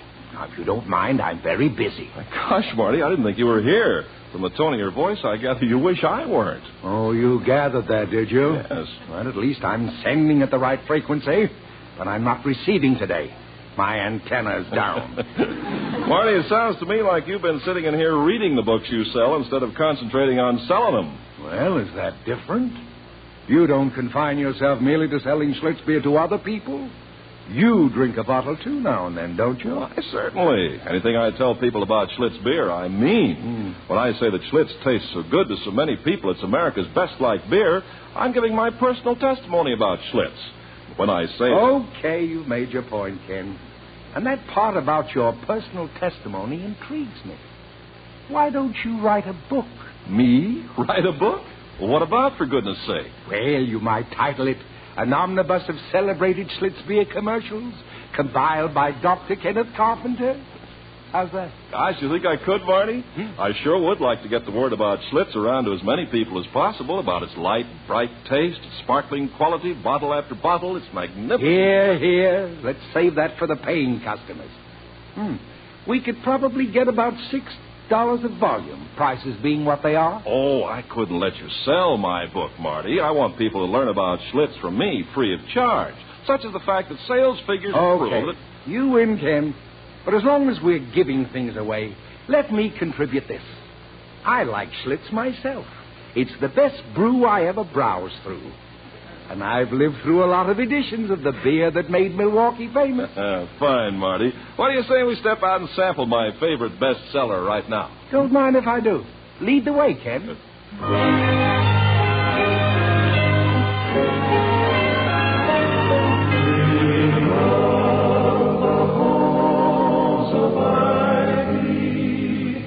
That surround us here today.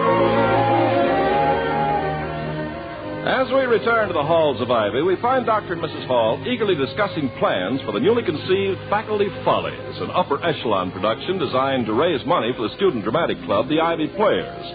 Dr. Hall is saying, And you don't think we should call in any outside talent, any professional entertainers? Oh, no, Toddy. Let's just keep it the Faculty Follies. Just professors, administrative people like you. And believe me, they all do. They all do what, darling? Like you. Oh, thank you. But I'm not an entertainer. Oh, didn't you tell me as an undergraduate you were in everything? Glee clubs, orchestras, dramatics. Well, good heavens, my sweet, that was a long time ago.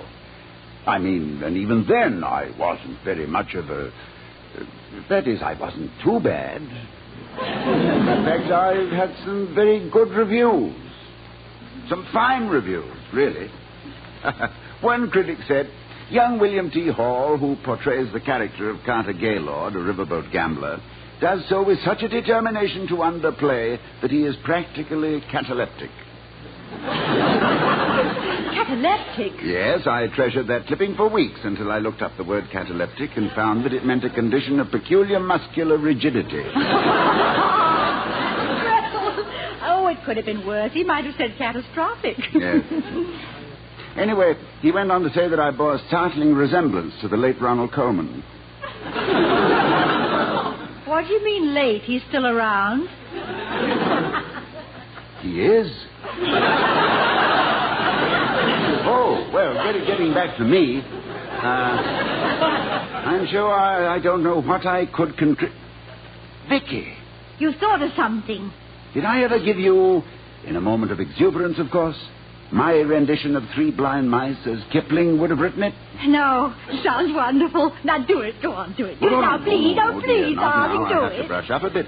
But how about you? You have such a repertoire. It'll just be a matter of selection. Yeah, but that's the trouble with a big repertoire. You never know what to do.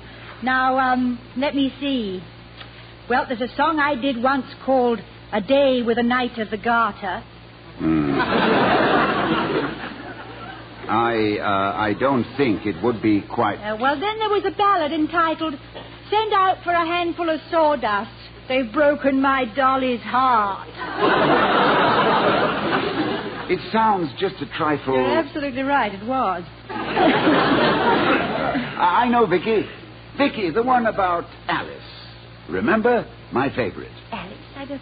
Oh, yes. Alice's house is like a palace is Alice's house. Oh, yes, that's the one. Now, let's see what we have lined up. Mm-hmm. Does Professor Heaslip in something Shakespearean? Oh, must we? Such a pompous little man. Yeah, well, we must at least consider all the available talent that we can muster up. And discard what we can later. Yeah, all right. Then we have Professor Heaslip doing the first grave digger. And the way he loves to throw the dirt around, he ought to be great. We can get Mr. Dillard in chemistry to do his magic act. Good. Yes. He won't lack for assistance. Any number of his students would like to saw him in half. Then you'll do your bit, and I'll sing. Wait a minute. We need some dancing. Have you any hoofers on the staff, Doctor? Hoofers? Oh, yes. No, dear. Well, I don't think so, unless I can qualify myself. They tell me that some of my sidestepping around the Board of Governors is worthy of Fred Astaire. But I'll inquire around. That must be Sid Mullins checking back. Now, you write these down, Toddy, and I'll go to the door. Oh, hurry back, my love. I miss you dreadfully. Now, let me put this down. Heaslip, Shakespearean bit. And short one. Dillard, legerdemain. Vicky, Alice's house. WTH, 3 blind mice à la kip. Find, foofing, prof, if pass. Cody, look who dropped in. It is I, Doc, the last of the tobacco-chewing professors. Ah, Professor Warren. Yep, the superannuated overage fire horse. It's nice to see you, Joe. You've neglected us. Yes, are you busy writing another historical novel, Professor? One with a pretty lady on the cover, and practically no cover on the pretty lady. Please, my dear, will you never forgive me for being a successful author who got filthy rich writing comparatively clean literature? No, we've never blamed you for it, Joe. After all, some people cheat at solitaire, some beat their wives, some put buttons in the church collection, and some write historical novels. But what are you carrying there, Professor, in the little black case? This, Doc, contains a gold-plated coronet.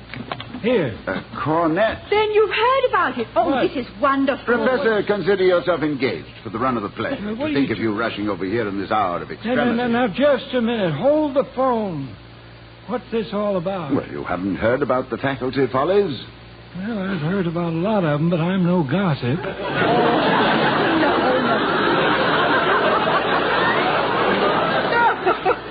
No, Professor, we're getting up a show. Produced, acted, and directed by the faculty members to help out the Ivy players.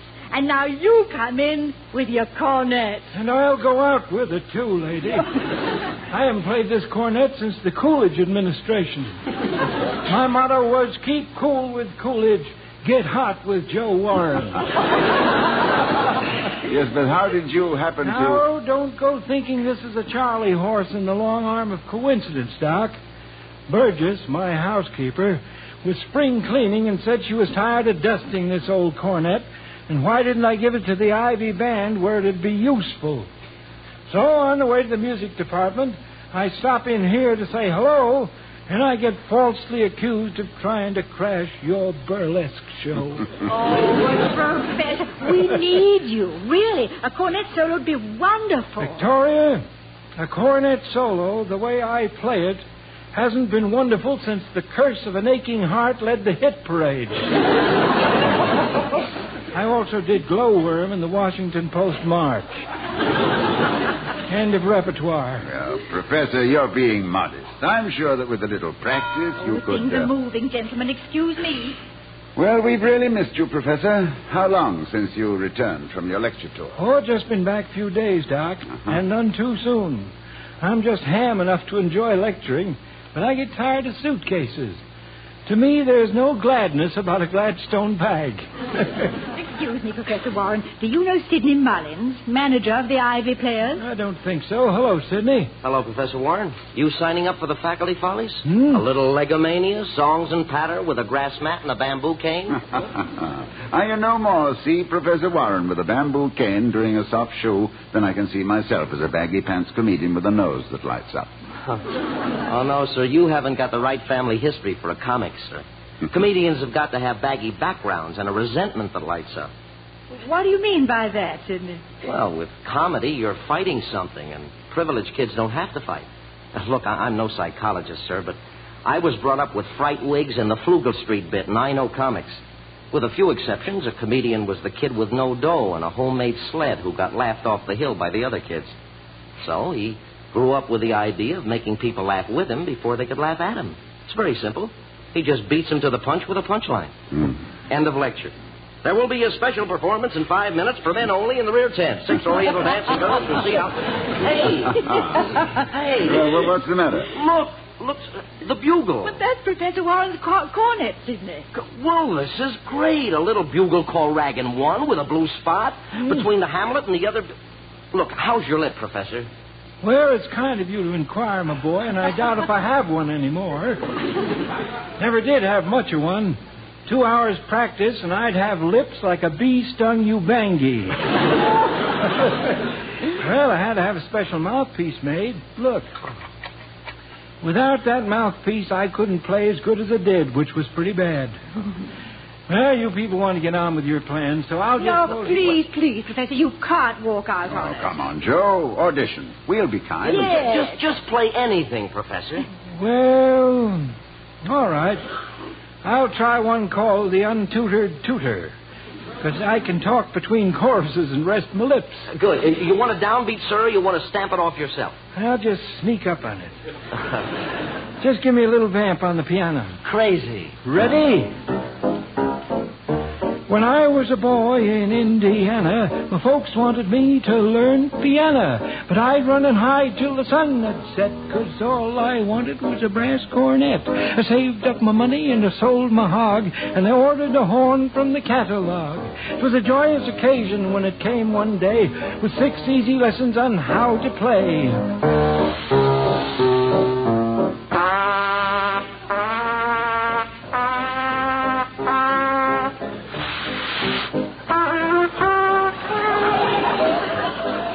I didn't have a tutor, but I learned to toot some fancy arpeggios and stuff to boot. I could play Annie Lowry most all the way through, and the folks were proud of how their little boy blew. Then a medicine show came out our way, and the doc said he needed a man to play. He said, I need some music while I hand out the cures. Play the Billboard March and the job is yours.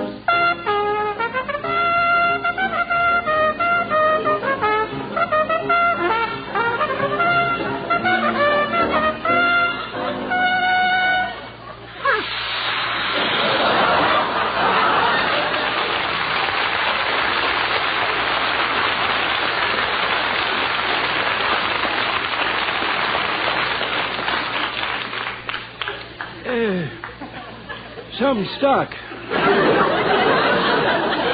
Guess my valves need grinding. That was a cornet solo. I don't think I ever heard anything quite like it. Who would ever have believed it? Well, thanks, everybody. When do we start rehearsals? Now, let me see. We haven't set him up yet, Professor. Oh. Matter of fact, we haven't even routine the show yet. We might have you opening, closing, in the middle, or out entirely. We can't tell till we line up the acts, you know? Well, just let me know, son. I realize I'm a little rusty, but I'll practice. Where's my cornet case? Oh, here, Professor. Oh, let me do it, Mrs. Hall. I'll pack it away for him. Yeah. Here you are, sir. Now, don't call us. We'll call you. Good day. Good day, Joe. Hope we'll see you soon. At the first rehearsal, Doc. Bye, everybody. Goodbye. A little rusty, he says. That wasn't rust. That was corrosion. It's awful. It was dreadful. The question is how to gracefully prevent his participation without hurting his feelings. Oh, well, I think I've taken care of that, sir. You see this? Oh, good heavens. He forgot to take the mouthpiece for his cornet. Oh, no, sir. He didn't forget it. I palmed it.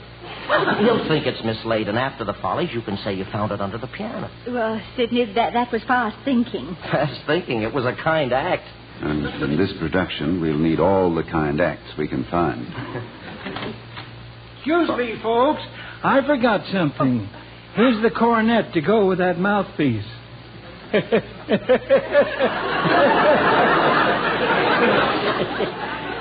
Give it to someone who can blow it. I'm too old a chicken to lay an egg. Goodbye.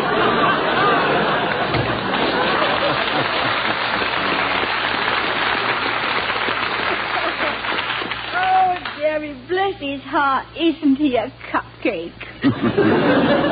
Yes, our only little trouble disposed of so quickly. Isn't this wonderful, William? A great big project like this with no trouble, no problems, no...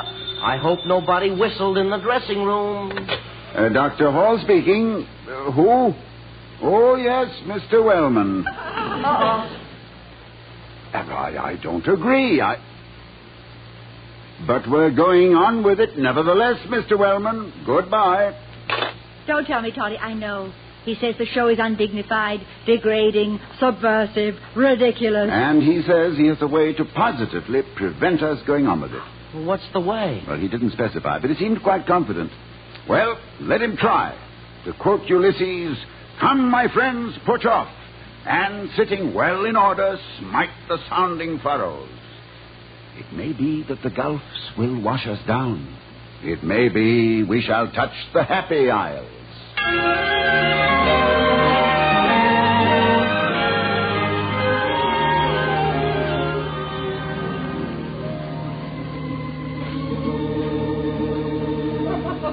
But will the gulfs wash our heroes down? Or will they touch the happy isle? Will Dr. Hall, that red-blooded fighter for the right, succeed in foiling the villainous Mr. Wellman? Will the lovely Victoria and the ingenious Sidney Mullins win on to victory and lift the mortgage on the Ivy players? Tune in next week for the conclusion of this stark, thrilling drama of right against might.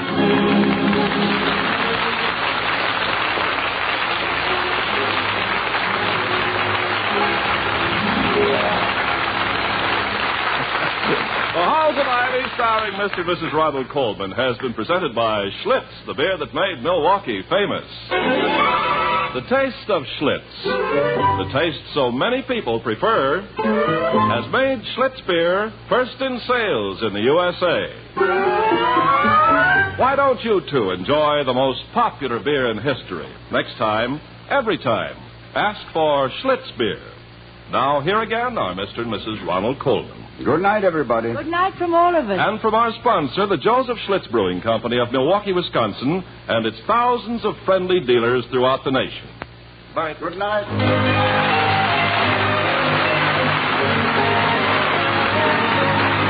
We'll be seeing you next week at this same time at the Halls of Ivy, starring Mr. and Mrs. Ronald Coleman. Professor Warren is played by Arthur Q. Bryan, and Sidney Mullins was Sidney Miller. Tonight's script was written by Don Quinn and Charles Henry. Music was composed and conducted by Henry Russell.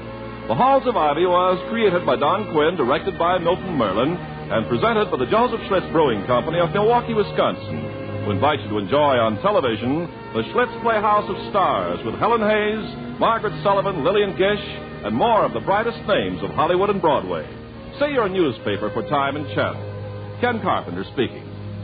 Oh, we love the halls of ivy that surround us here today, and we will not forget though we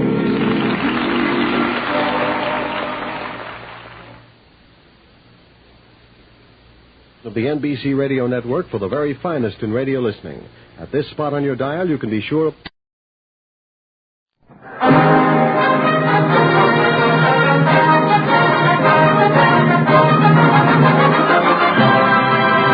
The Ford Dealers of America present The Fred Allen Show.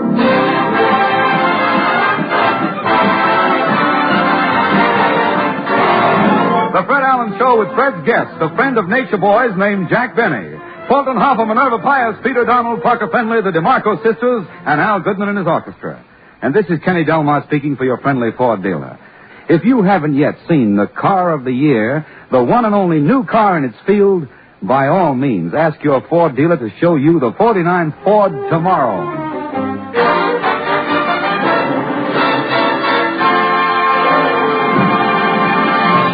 Ladies and gentlemen, I'm sorry that I haven't been here the last few weeks to introduce our star, but tonight I'm back. And here I am again, Portland Hoffa.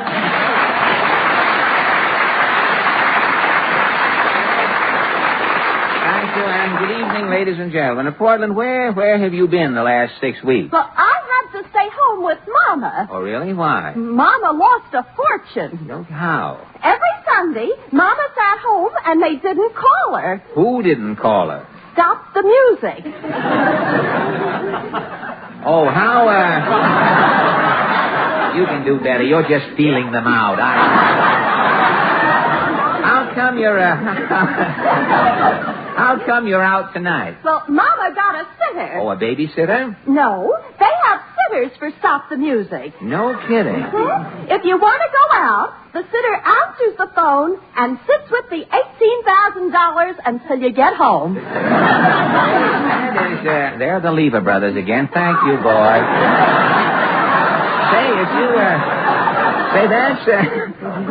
That's some profession, a quiz sitter. Oh, everybody's listening to Stop the Music. Oh, I know that. According to the latest Hooper survey, the only one who listens to our program is Edgar Bergen. And even he's gone away, so tonight we're just... Radio program today are giving everything away. I know. Radio is the Marshall Plan with music.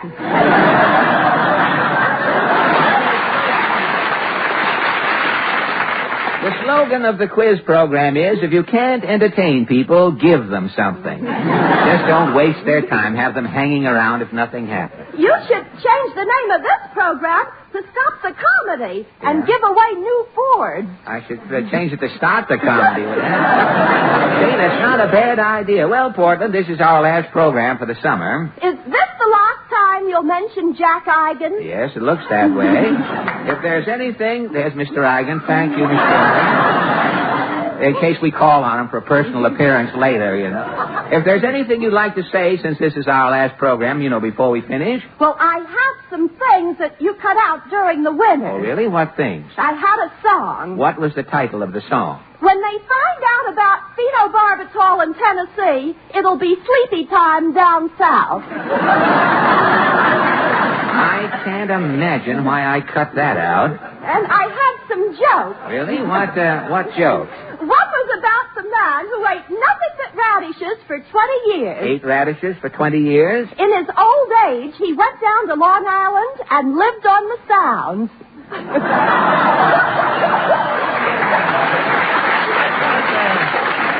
Tell me, what are you laughing at? Well, to me, that's very funny. Really? Well, if you ever came up before a juvenile jury for telling that joke, you would get 30 days in the playpen.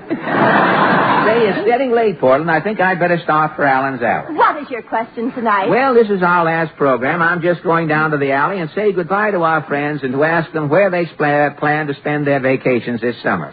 Shall we go? As the chorus girl said when the bee lit on her shin, I think I'll shake a leg.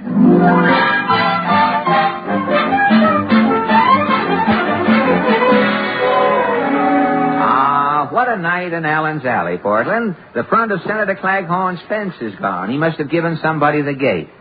Oh, well, let's see if the senator's in. I see somebody whacked my watch here. Oh, it's you, son. Yes, Senator. Now, let's go, son. I'm busier than an Arthur Murray hostess trying to teach a pupil with St. Vitus dance. You're busy? Yeah, I've been over to Philadelphia attending that Republican convention. Oh. I ain't seen so much hot air since the night I opened the wrong door in that Turkish bath. What about the Republican candidate, Senator? Dewey ain't never going to get little old Harry out of the White House. Who says so? Petrillo says so. Petrillo?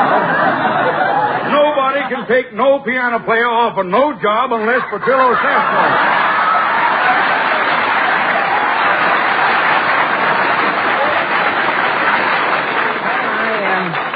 I imagine you saw some amusing sidelights at the convention, Senator. Yeah, I enjoyed one incident. What was it, Senator? Well, one day my hat blew into a saloon. I stepped in to get it. A man was sitting at the bar asleep. Yeah? As I picked up my hat, the man woke up. He looked up at the television. Herbert Hoover was making a speech. Yeah? A man blinked his eyes and said, "If Hoover is president, what am I doing with $3 in my pocket?"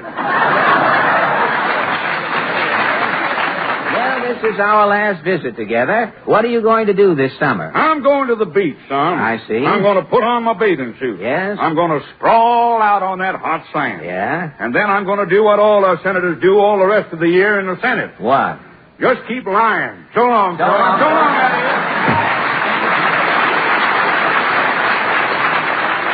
Well, when the senator gets sprawled out, there'll be something new under the sun. Oh, well, let's wake up Mr. Moody. Howdy, Bob. Well, Mr. Moody, are you going away for a vacation? Oh, I can't. I'm renting my barn for summer theater. Oh. Last summer I cleaned up. Made $180. $180? What happened? Well, sir, one day I was out in the yard. Yeah? I was buttering the trees so those caterpillars couldn't crawl up them. Yeah? And a fella comes up. Yeah? He's carrying a bamboo cane, and in his tie he's got a diamond. A diamond, eh? Yeah, it's as big as a Luton cough drop, and it's about the same yellow color. Yeah? I smelt donuts on this fella's breath, so I knowed he was an actor.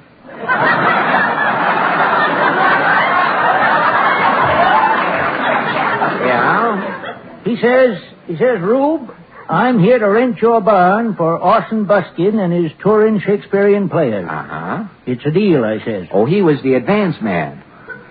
He didn't say. Oh, he didn't say that. The next day, Orson Buskin, his leading lady, Anna Cesario, and the Shakespearean players arrived in town. They swung off a freight train. The actors, eh? Yeah, they looked like a mob that had just broke a hunger strike. I see. Well, sir, that night the show opened. It's Hamlet. Hamlet. All the Shakespearean actors is wearing long black underwear. Tights? Loose on most of them.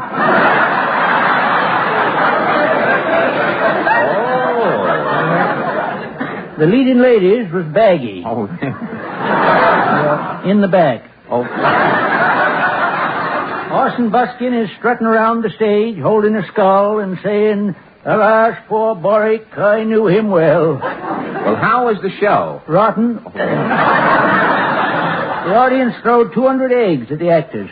Well, if the show was so bad the audience threw eggs, how did you make $180? I was in the lobby selling the eggs at 90 cents a dozen. So long.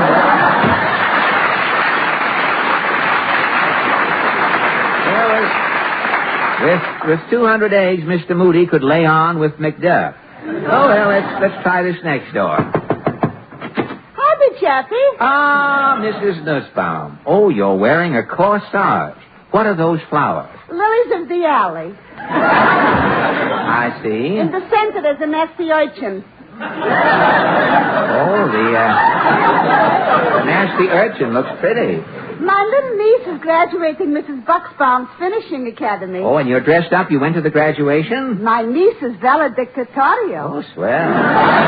She's reciting a poem. What was her class poem? She's calling it Ever Onwards. Ever Onwards. How does it go? Fare thee well, Mrs. Bucksbaum's finishing academy. You learned us all that we are knowing. Yeah. Never backwards, sideways, up or downwards, but ever onwards we are going. Say that. Very good. Well, tell me, Mrs. Nussbaum, where are you going on your vacation this year? No place. No? Last year we are stopping by Kramer's Castle in the Catskills. And you're not going back? Pierre is gaining 90 pounds. 90 pounds? How come? By Kramer's when it is time to eating, they are blowing a bugle. A bugle, huh? The first day the bugle is blowing, we are eating breakfast. Uh-huh. Barely we are sitting on the veranda. Yeah? Again is blowing the bugle. Yeah? They are going back, also eating again breakfast. Uh-huh. They're coming out, again is blowing the bugle. You ate again? All day long is blowing the bugle. And you and Pierre? 3 breakfasts, 2 lunches with 4 dinners we are eating. And this kept up? Every day. So soon we are finished eating, Toots is blowing the bugle. Again we are having to eating. Well, isn't that unusual? Kramer's Castle serving so many meals a day? Ultimately, they are discovering. Discovering what? Who is blowing the bugle is not Kramer. Well, who? Who then? In back of Kramer's Castle in the Catskills. Yes? Is living a Boy Scout, think you?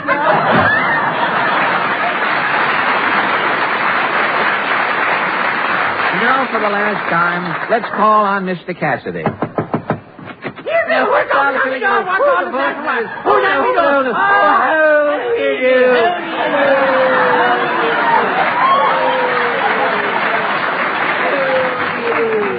Mr. Cassidy, Mr. Cassidy, you have a black eye. I have that. I look as though my eyeball is passing through a total eclipse. Tell me, who gave you the peeper? Sure, nobody gave it to me. I had to fight half an hour to get it. What happened? Well, yesterday, you see, I was invited to a wedding. Yeah? Knocko Nolan's homely daughter married Mullet Muldoon's half-witted nephew. Oh, this was some affair. So at the wedding breakfast, I was suddenly taken thirsty. Yeah? So says I to Knocko, I'll take a little punch. Uh-huh. With that, Knocko rolls up his sleeve and gives it to me. Well, Mr. Cassidy, are you and your eye going away for your summer vacation? Now, why should I go away? What have they got anyplace else that we haven't got here in New York? Well, they have water. Sure, we got sewers backing up on every street in the city. Well, they have scenery. Me front window overlooks a brewery. You can't find scenery any finer than that. Well, that's true. When the sun slowly sinks behind the big pile of steaming malt in the brewery yard, 'tis a picture Fitzpatrick will never show you in a travelogue. But how can you escape the intense heat here in New York? Well, now, I do what Rinty Monahan does. What? But when the heat gets so bad, Rinty can't stand it. Yes? Rinty starts insulting Grogan the cop. Insulting him how? Well, Rinty yells at Grogan, your grandfather is gargantuan. Yes? Then he yells, your aunt sleeps with her eyes open. Yeah? And for the clincher, he yells, your mother wears army shoes. Well, with this, Grogan the cop gets mad. Naturally. But how does Rinty escape the heat? Grogan calls the wagon. Yes? And rushes Rinty off to the municipal deep freeze. The municipal deep freeze? The cooler. The Viking. Now for their farewell joint appearance, the five DeMarco sisters and Maestro Al Goodman blend their talents to bring us Fellow with an Umbrella.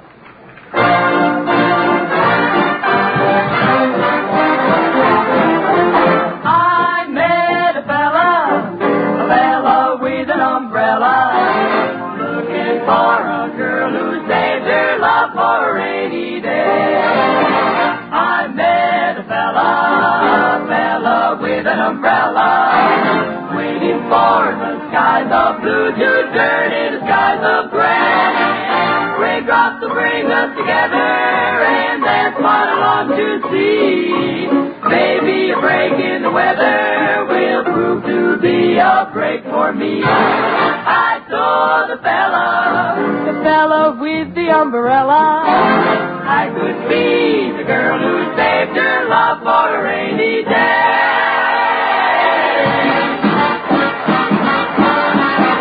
I saw the fella with the umbrella. I said I could be the girl who saved her love for a rainy day. A rainy day.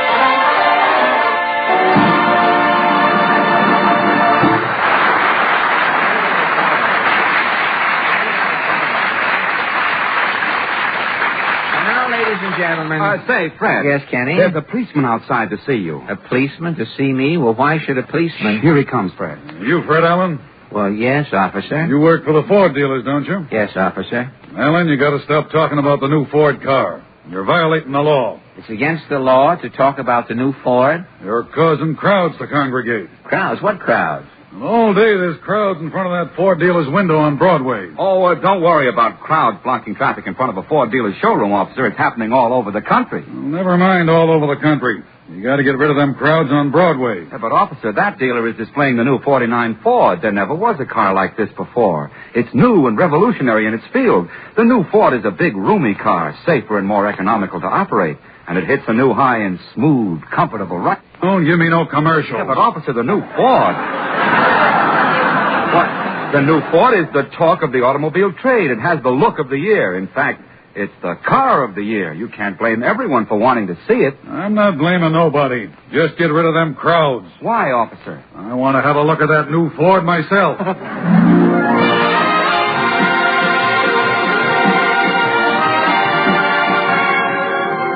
Say, Portland. Yes? We've got to get busy. This is our last program of the season at NBC, you know. I know. And as soon as we finish, I'll sweep out the studio. Yes, and give the broom back to the vice president in charge of brooms on the next floor.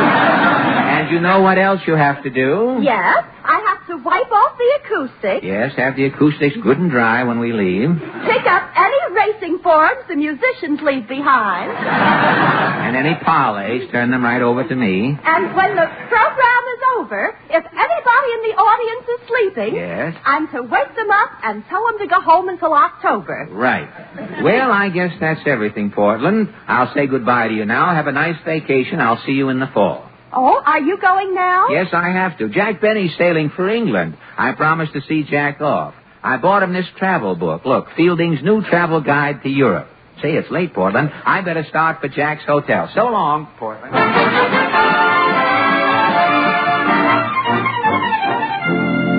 Ah, this must be the Benny suite. There's a due bill sticking out under the door. I wonder if old Cassett Pockets is in. Oh, hello, friend. Jack Benny.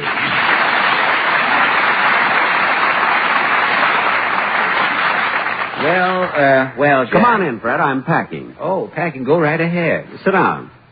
Like something to drink? No, thanks. Coke, 7-Up, Crown Cola? No. I'm closing them out. They're only 4 cents a bottle.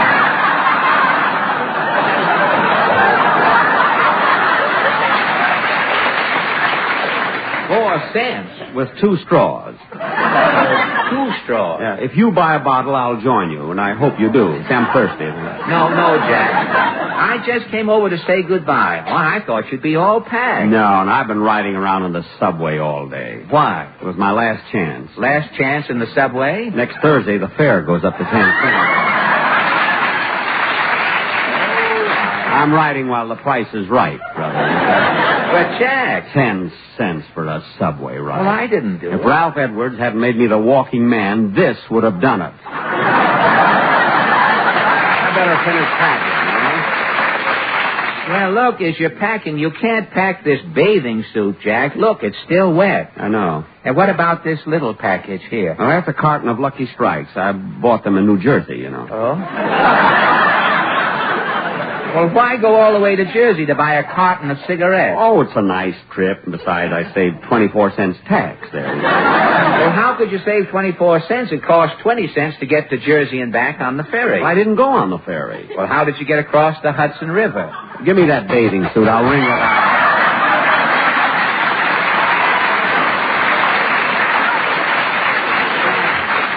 Jack, be careful. One sleeve and the skirt are still dripping. Well, that's the trouble with these Annette Kellerman models. I told Annette the day she gave it to me. Annette, I said, if you can keep it from dripping, you can make a fortune. Hey, I just remember, Jack, I brought you this book. Here, Fielding's New Travel Guide to Europe. Thanks, Fred, but I've got my trip all planned. Oh, where are you going to stay in England? Well, Ronnie and Benita Coleman recommended a place they said I'd like. Yeah? His Majesty's Trailer Camp.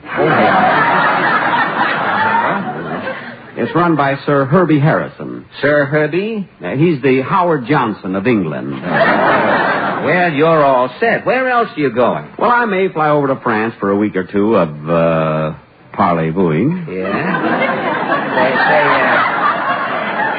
Have you got a place to stay in France? Yeah, you see, Charles Boyer gave me an address.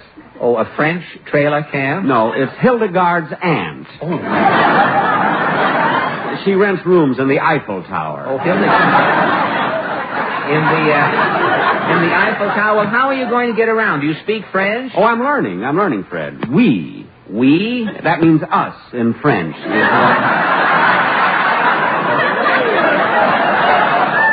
No kidding. Now, listen to this, Fred. Qui a caché les renseignements sur ma petite? Oh, boy, do you rattle it off.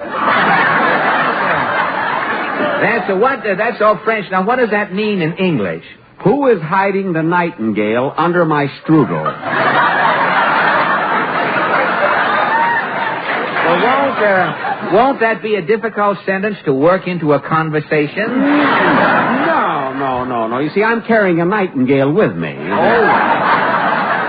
Strudel I can get any place. Well, look, Jack, it's time to go. With my luck, that's the bellboy. Come in. Are you ready to check out, Mr. Benny? Yes, boy, you can take my bag. Well, how about the tip, Mr. Benny? The tip? You haven't carried my bags down yet. I mean for carrying them up 4 days ago. Oh, yeah. I'll settle the whole thing in the lobby. May have to break an annuity.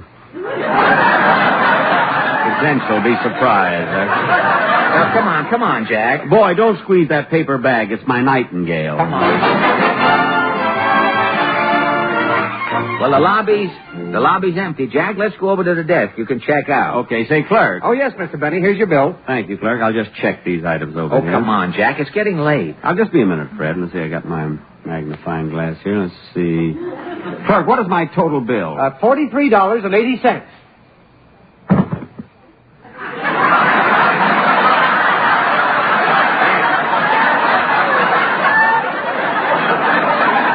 Mr. Benny has fainted. Yeah, he fainted the last time he was here. He's got to make that boat, clerk. Bellboy, carry these bags and Mr. Benny out to the cab. Boy, put Mr. Benny down until his bill is paid. But, clerk, Mr. Benny's unconscious. Then go through Mr. Benny's pockets and get the money. Well, all right.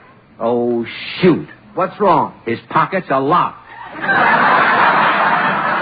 Boy, put Mr. Benny in the safe until he comes to. But he'll miss the boat, clerk. I'll pay the bill. It's $43.80. Well, here you are. Thanks. Boy, you carry Mr. Benny's bags. I'll carry Mr. Benny and his nightingale.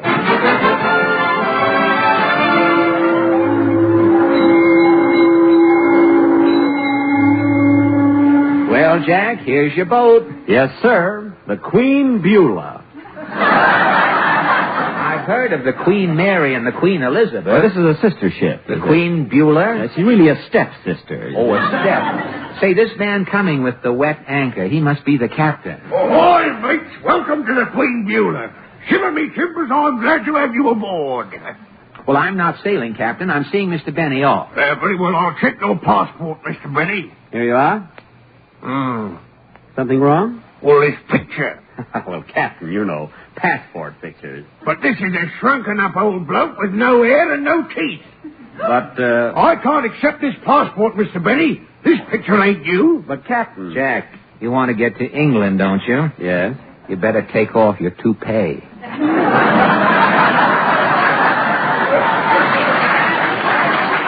All right. There you are, Captain. Well, that takes care of the scalp. Jackie. Yes? You better take out your teeth.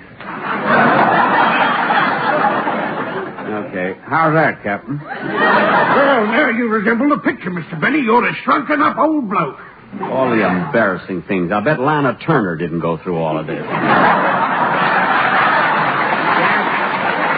Jack, quit complaining. It's your own fault. Where was the picture taken? Warner Brothers. They do it to me every time. All right now, Mr. Benny, if you'll give me your ticket, I'll show you to your cabin. My ticket?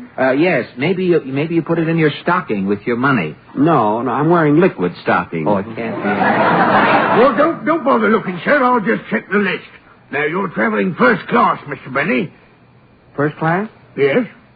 Well, not exactly, is it? Oh, if you're going second class, that's 3 flights down. Okay, Fred, take my luggage. Right, Jack. I've got everything. It's down these stairs. Say, Jack, this package under my left arm, it seems to be getting bigger. It's probably unfolding. It's a deck chair. You brought your own deck chair? You know, they rent them here, you know. Say, who is this woman coming up the stairs? She's blowing up water wings there. Can I help you, gentlemen? I'm the matron, second class. Oh, will you show Mr. Benny to his cabin? May I see your ticket, Mr. Benny, please? My ticket? Don't bother. I'll check your name. You're sailing second class? Well, not exactly second class. Oh, third class. That's 3 flights down. Thank you. It's down here, Fred. Just follow me. Jack, I don't get it. A guy with your money can certainly afford to travel first or second class. Fred, I may be a lot of things, but there's one thing I'll never be. What's that? A snob. A snob? When I travel, I like to be with people. Well, if you go any lower, you'll be with fish.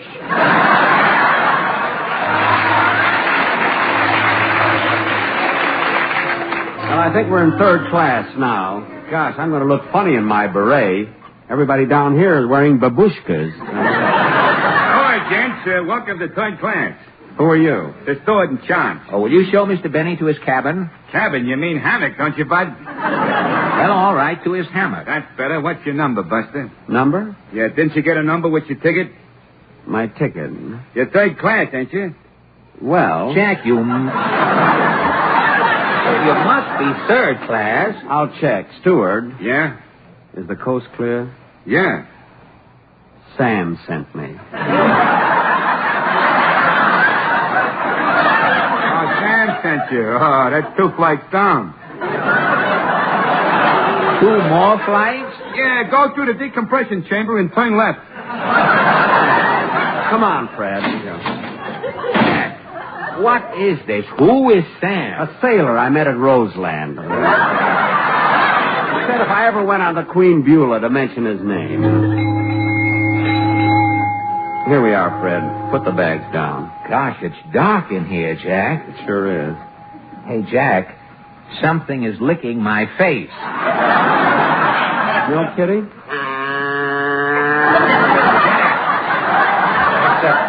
It's a cow. Why, the place is crawling with cows. Good, I'll have fresh milk all the way over. Jack Benny, the star of the Lucky Strike program. You think you are on the Contented Hour. Fred, not so loud. How can you travel down in the bottom of this boat? No room, no bed. Fred, quiet. Well, you can't stay in here with all of these cows. They can't do this to you, Jack Benny. I'll get the captain. Fred, will you shut up? Shut up. You're going to England, aren't you? Yes. You've got your ticket, haven't you? Well, you haven't got a ticket.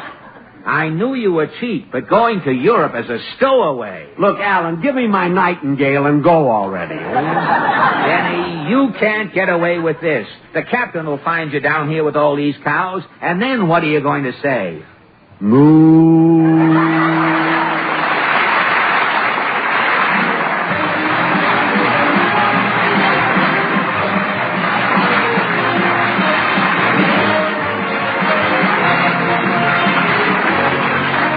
Thank Jack Benny for dropping in. After tonight, ladies and gentlemen, we won't be here to remind you that your Ford dealer extends you a standing invitation to stop in and let him show you the new Ford. He'll be glad to have you get inside a new Ford and handle the controls. And he will also explain the new engineering features to you. Everyone's saying the new Ford is the car of the year. You'll say the same thing after you visit your Ford dealer. Thank you, and good night until October 3rd. Thank you. Good night.